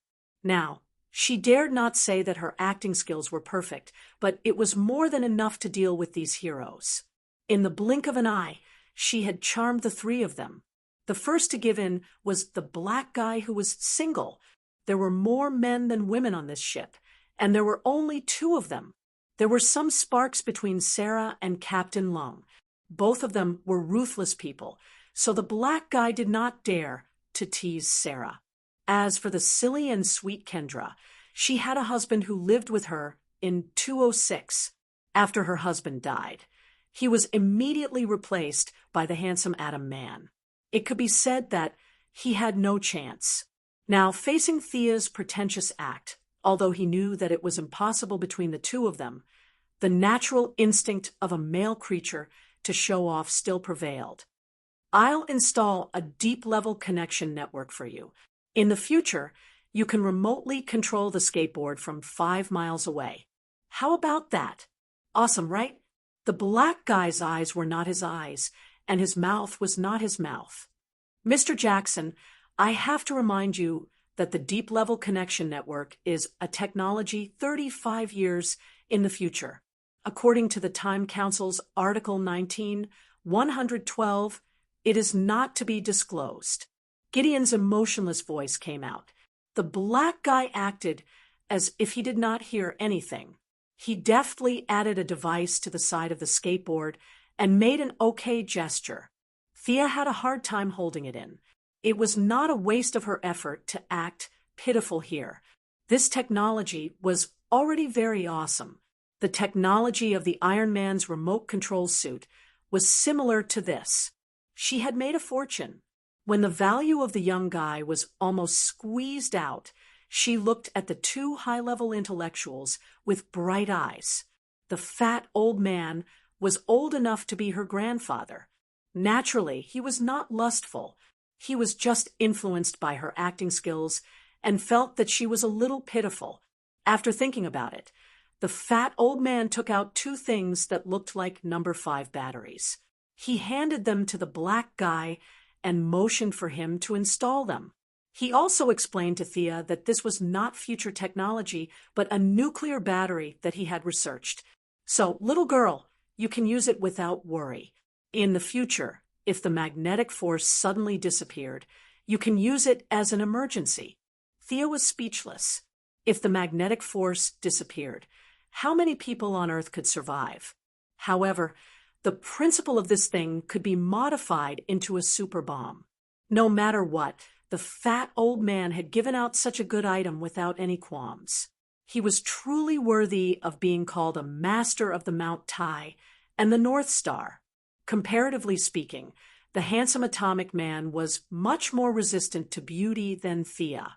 When the three of them looked at him, he thought about it and then awkwardly said that he would be able to complete the atomization in a day if he gave the skateboard to him. This was a pleasant surprise. Thea had no objection to him taking it back for modification. This was his exclusive technology, so he would definitely not modify it in front of them. After thanking them for their generosity, Thea was not in a hurry to find Rip Hunter. She went back to rest happily. The next day, Thea received the brand new version one of the skateboard. Usually, it was only the size of a cigarette box. She could just put it anywhere. It was much lighter than before when she had to carry a big bag everywhere. Unfortunately, this technology was not easy to crack. "Miss Thea, has your skateboard been fixed?" Rip Hunter had already put Sarah back in 2008 in her original timeline. He was now looking at her with a smile. The hidden message was, "You don't have an excuse this time, right? Hurry up and go back to your own timeline." Thea also felt that she had gotten all the benefits on this ship. What was she waiting for? Just as he was about to agree, Gideon suddenly interjected, "Let's stop while we're ahead. Captain, Miss Thea is going to fight Vandal Savage with us." Chapter 156. They all let out an unintelligible exclamation. Is that what happened? This little girl is really warm-hearted and courageous. The technical trio who had suffered a huge loss yesterday all looked relieved. The big joker, no, the handsome atomic man, who was originally reluctant, turned from cloudy to sunny. He shook Thea's hand and said, "A friend in need is a friend indeed. It seems that I misunderstood you."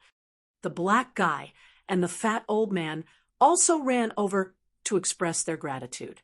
The black guy was a little embarrassed, but the fat old man didn't care. He was old enough to be Thea's grandfather, so he gave her a brotherly hug. F***CK. Sia wanted to cry, but had no tears. She had been tricked by this cunning artificial intelligence. If she rejected it now, the three of them would immediately turn hostile. She was not afraid of them turning hostile, but if they said that they wanted to take back those technological devices, how could she reject them? She couldn't just kill them. She couldn't do such a tasteless thing. This damn Gideon. Thea hated him to death, but she still had to put on a righteous front. What did he mean by, "I'm a hero"? What did he mean by, "I won't return Lulan till the end"? Vandal Savage must die. Although he felt that her acting was a little exaggerated, Rip Hunt still thought it was a good thing. After all, Thea could fight 7 of them alone and retreat. That was strength. As the captain, he didn't have any objections to her bringing her own food to help. Come on, come on. Isn't it just providing a place to stay? We have a lot of empty rooms on board. You can stay wherever you want. Just as he was about to give a welcoming speech, Captain Lung said sarcastically, "What does she have? With those few arrows? We didn't use any weapons that day." He was annoyed at the mention of this. In the future, he was someone who wasn't even afraid of the Flash. Now, he was beaten up by an ordinary person, and he was one of the 7. Just thinking about it made him angry. Damn it, if I used a freeze gun, I would never lose. He was annoyed, and Heatwave was even more annoyed. Captain Lung went up and tried a few times, but whether it worked or not was another matter. He didn't see what was going on before he was caught in the net. After that, he was rescued like a dead pig. Thea kept her head down and ignored their hostility. "I'm not going to explain it to you. If you want to fight, I'll just get off the ship. No one can say anything." But her thoughts did not escape Gideon, who was calculating billions of teraflops per second. This annoying artificial intelligence spoke again. According to Article 2, Article 55 of the Time Council Act of Principle. The members of the Wave Rider can check the history of special personnel, but at least 3 people have to agree. Check, I agree. Me too. Captain Lung and Heatwave expressed their opinions as soon as it finished speaking. The scene was quiet for a moment as everyone was trying to figure out who would be the third one to jump out. Actually, I'm quite curious too. Commander Billy Palmer nodded when he saw that no one spoke. I agree too. He even gave Thea an apologetic smile. Humph, Thea glanced at him. He was a billionaire after all. His sunshine and cheerfulness were real, but it didn't mean that he was stupid. If he was stupid, would his billions fall from the sky? Thea, who was also a rich person, knew this style of doing things too well. He took advantage of others without offending anyone, because she was also this kind of person. After Gideon got the authorization, he showed a smile that was calm in the eyes of others, but proud in Thea's eyes. Checking. Thea Quinn, the last Archmage in recorded human history. Her last public appearance was in 2071 at the funeral of her brother, Oliver Quinn, who was 86 years old. At that time, she still retained her youthful appearance. After that, she disappeared into the long river of history. Everyone was stunned by his words. Even the person involved, Thea, was a little stunned. She didn't know that her sister would be so powerful in the future. Listen, the last great mage. So cool. As a member of the Green Arrow Party for a few days, Sarah Lance, who knew about Thea's past, was a little dazed. This is different from what I remember, right? Or do I know a fake Thea? Mage? Captain Lung was not satisfied with this conclusion. What are her outstanding achievements? Sorry, this involves important historical events. I can't reveal it. Gideon rejected Captain Lung's request under Thea's confused gaze. Can't reveal it? Seems like she's an important person, Captain Lung speculated while rubbing his chin. Then, how did she enter the public eye? Can you tell us? Gideon's voice was still calm. It requires the person involved to agree. Everyone's eyes unconsciously turned to Thea again. They were curious, surprised, and gossipy. In fact, they were curious. Thea was also a little curious because she thought she hid it well. How did she give herself away? Okay, I'll agree. Although he agreed, he hated this evil AI to the core. Can't you tell me in private? They waited with rapt attention, but after 2 minutes, Gideon still did not show any sign of interest. Just when Rip Hunter thought it had crashed, it finally spoke. I also need the consent of another person involved. Their heads were full of question marks. What did this mean? Did this matter involve them as well? They looked at each other as if they were about to expose a traitor. Was it you? It must be you, right? Gideon, whose consent do you need? As the captain, Rip Hunter was too lazy to guess. It was better to just ask directly. Mr. Snart. Gideon gave an answer that made everyone's jaws drop. Captain Lung's mouth opened a little wider than usual. He put away his usual pretentiousness. I didn't know her in the past. I definitely didn't have any contact with her. It can't be the future. Didn't you say that when we enter time travel, our original tracks will be erased? In other words, it's impossible for me to meet her in the future. His analysis was spot on. A few members who thought that their IQ was passable were thinking about it. Sia was also wondering how she could have come into contact with him. He was in Central City, and she was in Star City. Normally, they wouldn't have come into contact with each other. Mr. Snart, you robbed the Central City History Museum in 2010. Ms. Thea, who was in charge of the meeting, had no choice but to stop you. That's what history says. Captain Lung stood up angrily. Nonsense. I've never met her. I didn't rob any museum in 2010 either. No, you've met her. History can't be wrong. Seeing how firm it was, Captain Lung was a little uncertain. He asked his good partner, Heatwave, Mick, do you remember? Getting an uncertain answer. He was a little confused. It didn't make sense. His memory was clear. He definitely didn't know Thea. Chapter 157. Mr. Snart, Gideon continued to explain in an infuriating tone, Miss Thea has most of the Time Walker's authority. Her energy level is higher than yours. If she's in the same timeline as you, she'll automatically overwrite part of your past. At this time, Captain Han finally realized what it meant to be thunderstruck. Vaguely, some of his memories were indeed loosened. What the F***CK? You didn't say anything when she boarded the ship. You set me up. What's the point of telling me now? If Thea knew what he was thinking, she would definitely run over and shake his hand. You finally understand me, right? This guy is too evil. He'll set me up without paying for it.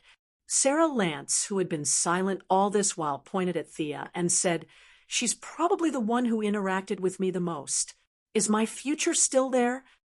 Gideon calculated. For a while. If Miss Thea still maintains her original trajectory and shoots you to death in 2015, your history won't change much. Well, I still have to beg her to shoot me. When the time comes, why am I such a bitch? Sarah's expression was either ugly or speechless. She silently looked at Thea without saying a word. At this time, Thea finally remembered that she did shoot Sarah Lance to death in the 3rd year of the storyline. However, at that time, Old Horse was the scapegoat. Oliver, who was obsessed with his sister, pretended that it never happened. Now, however, Old Horse was ordered by her to search for his ancestors. Who should she find to be the scapegoat? Besides, she probably didn't know about it. After all, it hadn't happened on her side yet. Thea immediately used her increasingly skilled acting skills and made a confused expression. To be honest, this expression was a test of her acting skills. She didn't have enough time to figure it out. Thea could only use all her skills to play the role of an ignorant girl. She was afraid that she would be seen through if her expression was not on point, so she even added a hint spell on herself. Fortunately, the people on this ship were all good at fighting and killing. They didn't have a teacher who was both virtuous and skilled. Although Gideon was as cunning as a ghost, he was still not a human. It was impossible for him to completely simulate human emotions.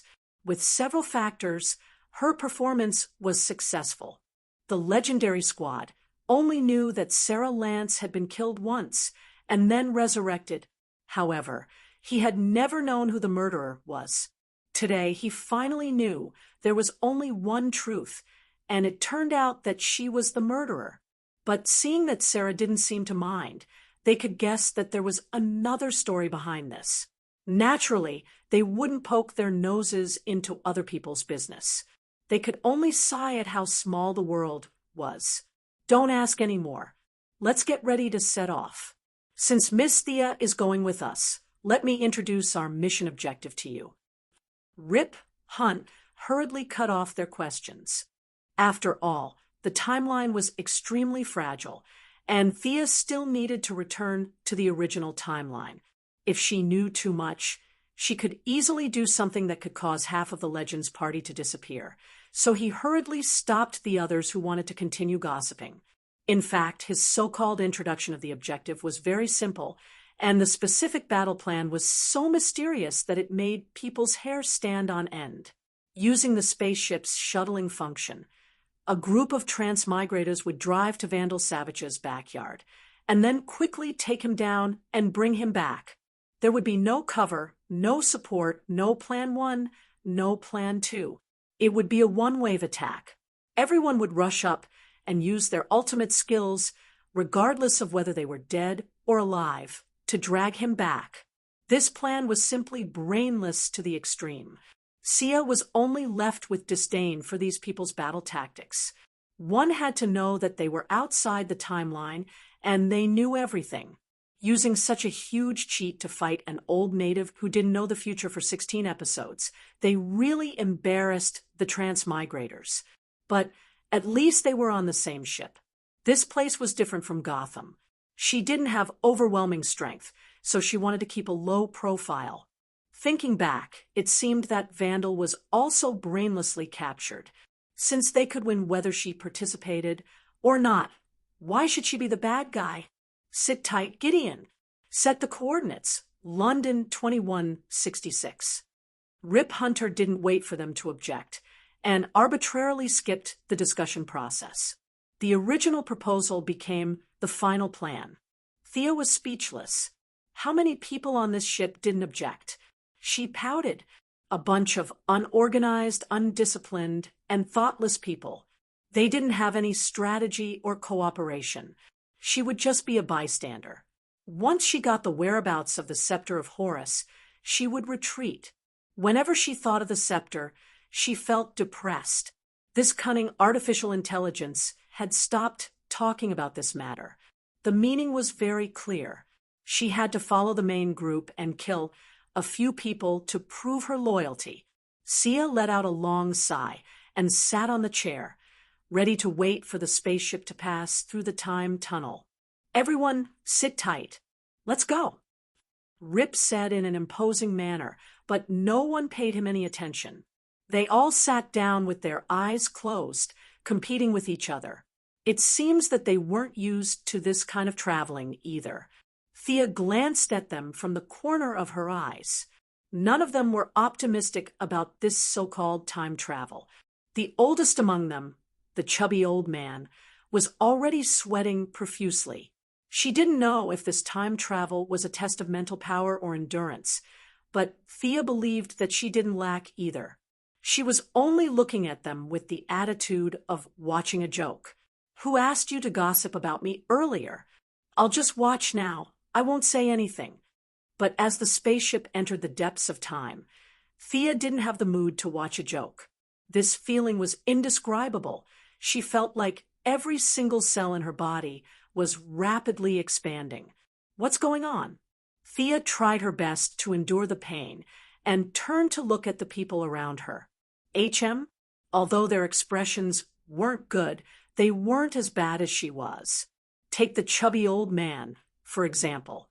His expression was that of a cut on his hand, but why does it feel like I've been cut by a knife? This isn't right. She endured it bitterly. Every second felt extremely long.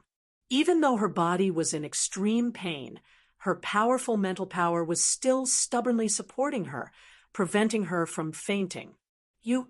When the fat old man beside her saw her strange behavior, his glasses almost fell off.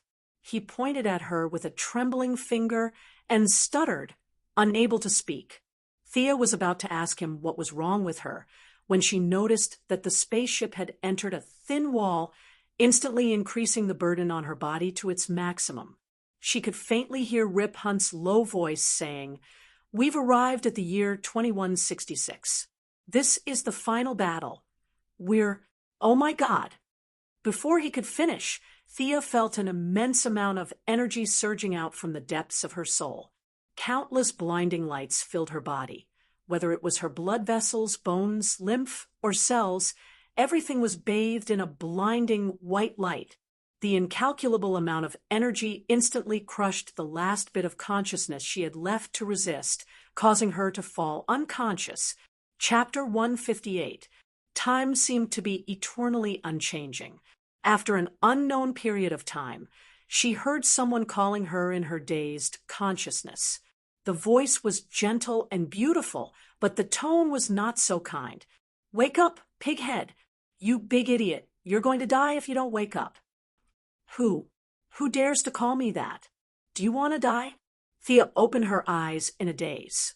Her gaze was unfocused, and it took her a while to see the person who was hitting her. Who is this? She had a white face and wore a somewhat retro robe. She was tall with a pair of long legs, light-colored eyebrows, and silver hair. Silver hair? Are there still people who dye their hair white these days? She glanced at the person's chest. There were two small buns. They were not big, but the shape was not bad. Thea moved her lips. Fortunately, her speech was not affected.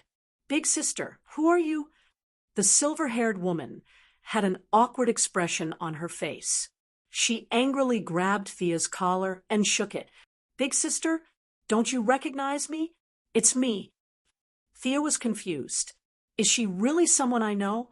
She looked carefully, tried to recall, and repeatedly confirmed. "Who are you? And where is this?" "You're so stupid. This is the space of consciousness. I'm Arthas. Do you remember now?" The silver-haired woman covered her head with one hand and said embarrassedly, "Arthas?" Thea's first reaction was, did I transmigrate to World of Warcraft again? No way. Just as she was wondering if her sorcerer's system was compatible with Dalaran's, she suddenly realized that the woman had mentioned the word space of consciousness. Since it was the space of consciousness, she must have not transmigrated. The identity of the silver-haired woman was obvious. "Arthas, that dumb and adorable guy," Sia said as she gestured with her right hand to show that she was on all fours. Arthas's face darkened. "That's a turtle, right? I can see part of your thoughts. Don't think I don't know what you're thinking. Twee, twee, twee, twee." Huh. Thea recognized this iconic action. As expected of my cute pet. But she was so cute when she was young. Why is she not likable when she grows up? By the way, how did you grow up? Isn't it going to be exposed to the sun for a long time? Thea felt a little wronged. No one would associate this silver-haired beauty with the little unicorn that had just been weaned. There was a limit to one's imagination. "You're the one who's exposed to the sun, not a dead pig." When Arthas heard the word exposure, half of her face turned black, and the veins on her forehead began to throb. Her eyelids drooped as she said in a low voice, "As for how I grew up, I don't know." Thea looked around. Was this really the space of consciousness? It was a vast expanse of whiteness. It was similar to what he had imagined. But what was he doing here? "How did I get in here?" The silver-haired Arthas asked. "You didn't summon me. How would I know?" Arthas, who had turned into a beautiful unicorn for some unknown reason, said angrily. Thea stared at her for a long time. The way her eyes were shining was indeed very similar to when she was young. However, at that time, Thea would always throw some food to her. Now, she didn't have any. Could it be that she could conjure food out of her imagination? For some reason, Thea felt very hungry. Very hungry. However, no matter how much she tried, there was no food in front of her. Could it be that my space of consciousness is fake? What are you thinking about? This isn't a dream. You're so stupid. A clear voice rang out behind them. The pure white space seemed to be dyed with a layer of black ink. After continuous converging, a tall woman wearing a black veil slowly walked out of it. Thea frowned as she looked at the woman. She knew this woman because other than her black hair and eyes, she looked exactly the same as her. Even though she had some guesses, she still asked carefully, "Who are you?" The woman in the black veil blushed, and the corner of her lips twitched. "You've done so many things with me, and you're asking me who I am." Thea hurriedly shook her head. "Wasn't it to test your limit?" She thought for a long time, but still couldn't figure out what your was, so she could only vaguely say it, looking at the unicorn beauty and the woman in the black veil standing on opposite sides. It was clear that they didn't like each other. The unicorn was a silly girl. This was the space of the bloodline mark, not Thea's space of consciousness. In theory, she was the guest, and these two were the hosts. She knew Arthas, but the newcomer in the black veil should at least have a name. Using hey or hey to address her obviously wouldn't work. Moreover, seeing someone who looked exactly like her in an unfamiliar environment, She couldn't help but feel a little scared. "How should I address you?" The woman in the black veil was secretly relieved that she changed the topic. She recovered some of her spirit and said with a sweet smile, "You can call me Thea." She paused and saw the surprise in her eyes. She was very proud. "Thea Merlin. You? Did you just make up a name?" Thea was furious. "How dare you steal my name? Do you still want to live?" "I was called this name when I had self-awareness, so I knew it automatically." The woman in the black veil named Thea Merlin answered indifferently. She even pointed her middle finger at the unicorn standing opposite her. Arthis, on the other hand, did not show any signs of weakness as she flashed her mouth full of white teeth. She even made a strangling gesture with her hands. Thea scratched her head. Their relationship was really harmonious. If she wasn't here, the two of them might have already started fighting. Her bloodline talent was very strange. Light and darkness, a sunny unicorn, and a dark shadow. The unicorn could be seen as the good side of the Quinn family, and the shadow represented the evil side of Malcolm. Or it could be said that the unicorn represented the original Thea Quinn warrior's personality, and the shadow represented the path of a mage that was accidentally fused with a transmigrator. The same starting point, different choices, different results. This matter couldn't be considered carefully. There were more and more things that could be interpreted. It was not an exaggeration to say that it was extremely frightening. Fortunately, the two powers were now her own. There was no such thing as either one or the other. She interrupted the two people, beasts, who were about to fight loudly. "Stop fooling around. Can someone explain to me why you suddenly grew up? And how am I going to get out of here?" Arthas, who was strangling Thea Merlin, said energetically, "I'll tell you later. I'm telling you I know a lot." Thea, who was in a disadvantageous position, didn't show any weakness. She used her knee to hit Arthas's small bean bun, and her other two hands scratched and scratched. She didn't stop talking. "I'm a great mage. I know the situation here. I'll tell you after I get rid of her." Chapter 159. Thea was speechless as she looked at the two buffoons. Was she thinking too much before? There might not be any secrets in this. These two are purely here to harm me. I don't even know what's going on outside, but these two are already playing with each other. Yes, Thea thought that they were just playing. In this space, no supernatural power can be used. The two of them were like shrews fighting, kicking, and slapping each other. Seeing that the black-clothed Thea's face was swollen by Earthy's slap, a black light flashed into space, and the injury was instantly healed. In such a place where you can revive with full health, what is this if it's not playing? Seeing that they were not going to stop, Thea hurriedly went up and pulled them away, because in such a short time, she felt that she was getting hungrier and hungrier. Could it be that their injuries are consuming my physical strength? Thea, who had read a lot of books, automatically came to this conclusion. If I let them fight for a while, I won't die, right? Stop. Thea had just pulled the two of them away. When Arthis took advantage of the fact that Thea's back was facing her, she kicked the black-clothed Thea again, and then proudly ran away alone. "You bastard! You actually helped her hit me." The black-clothed Thea bypassed her and continued to chase after Arthis. "Oh my God! Save me, old man!" Thea looked up to the sky and roared. How much sin did I commit in my previous life to meet these two? Then, the three of them entered the stage of a chase. At first, Arthis was leading, the black-clothed Thea was chasing, and Thea was persuading at the end. At other times, the black-clothed Thea was taking advantage of the situation and running in front.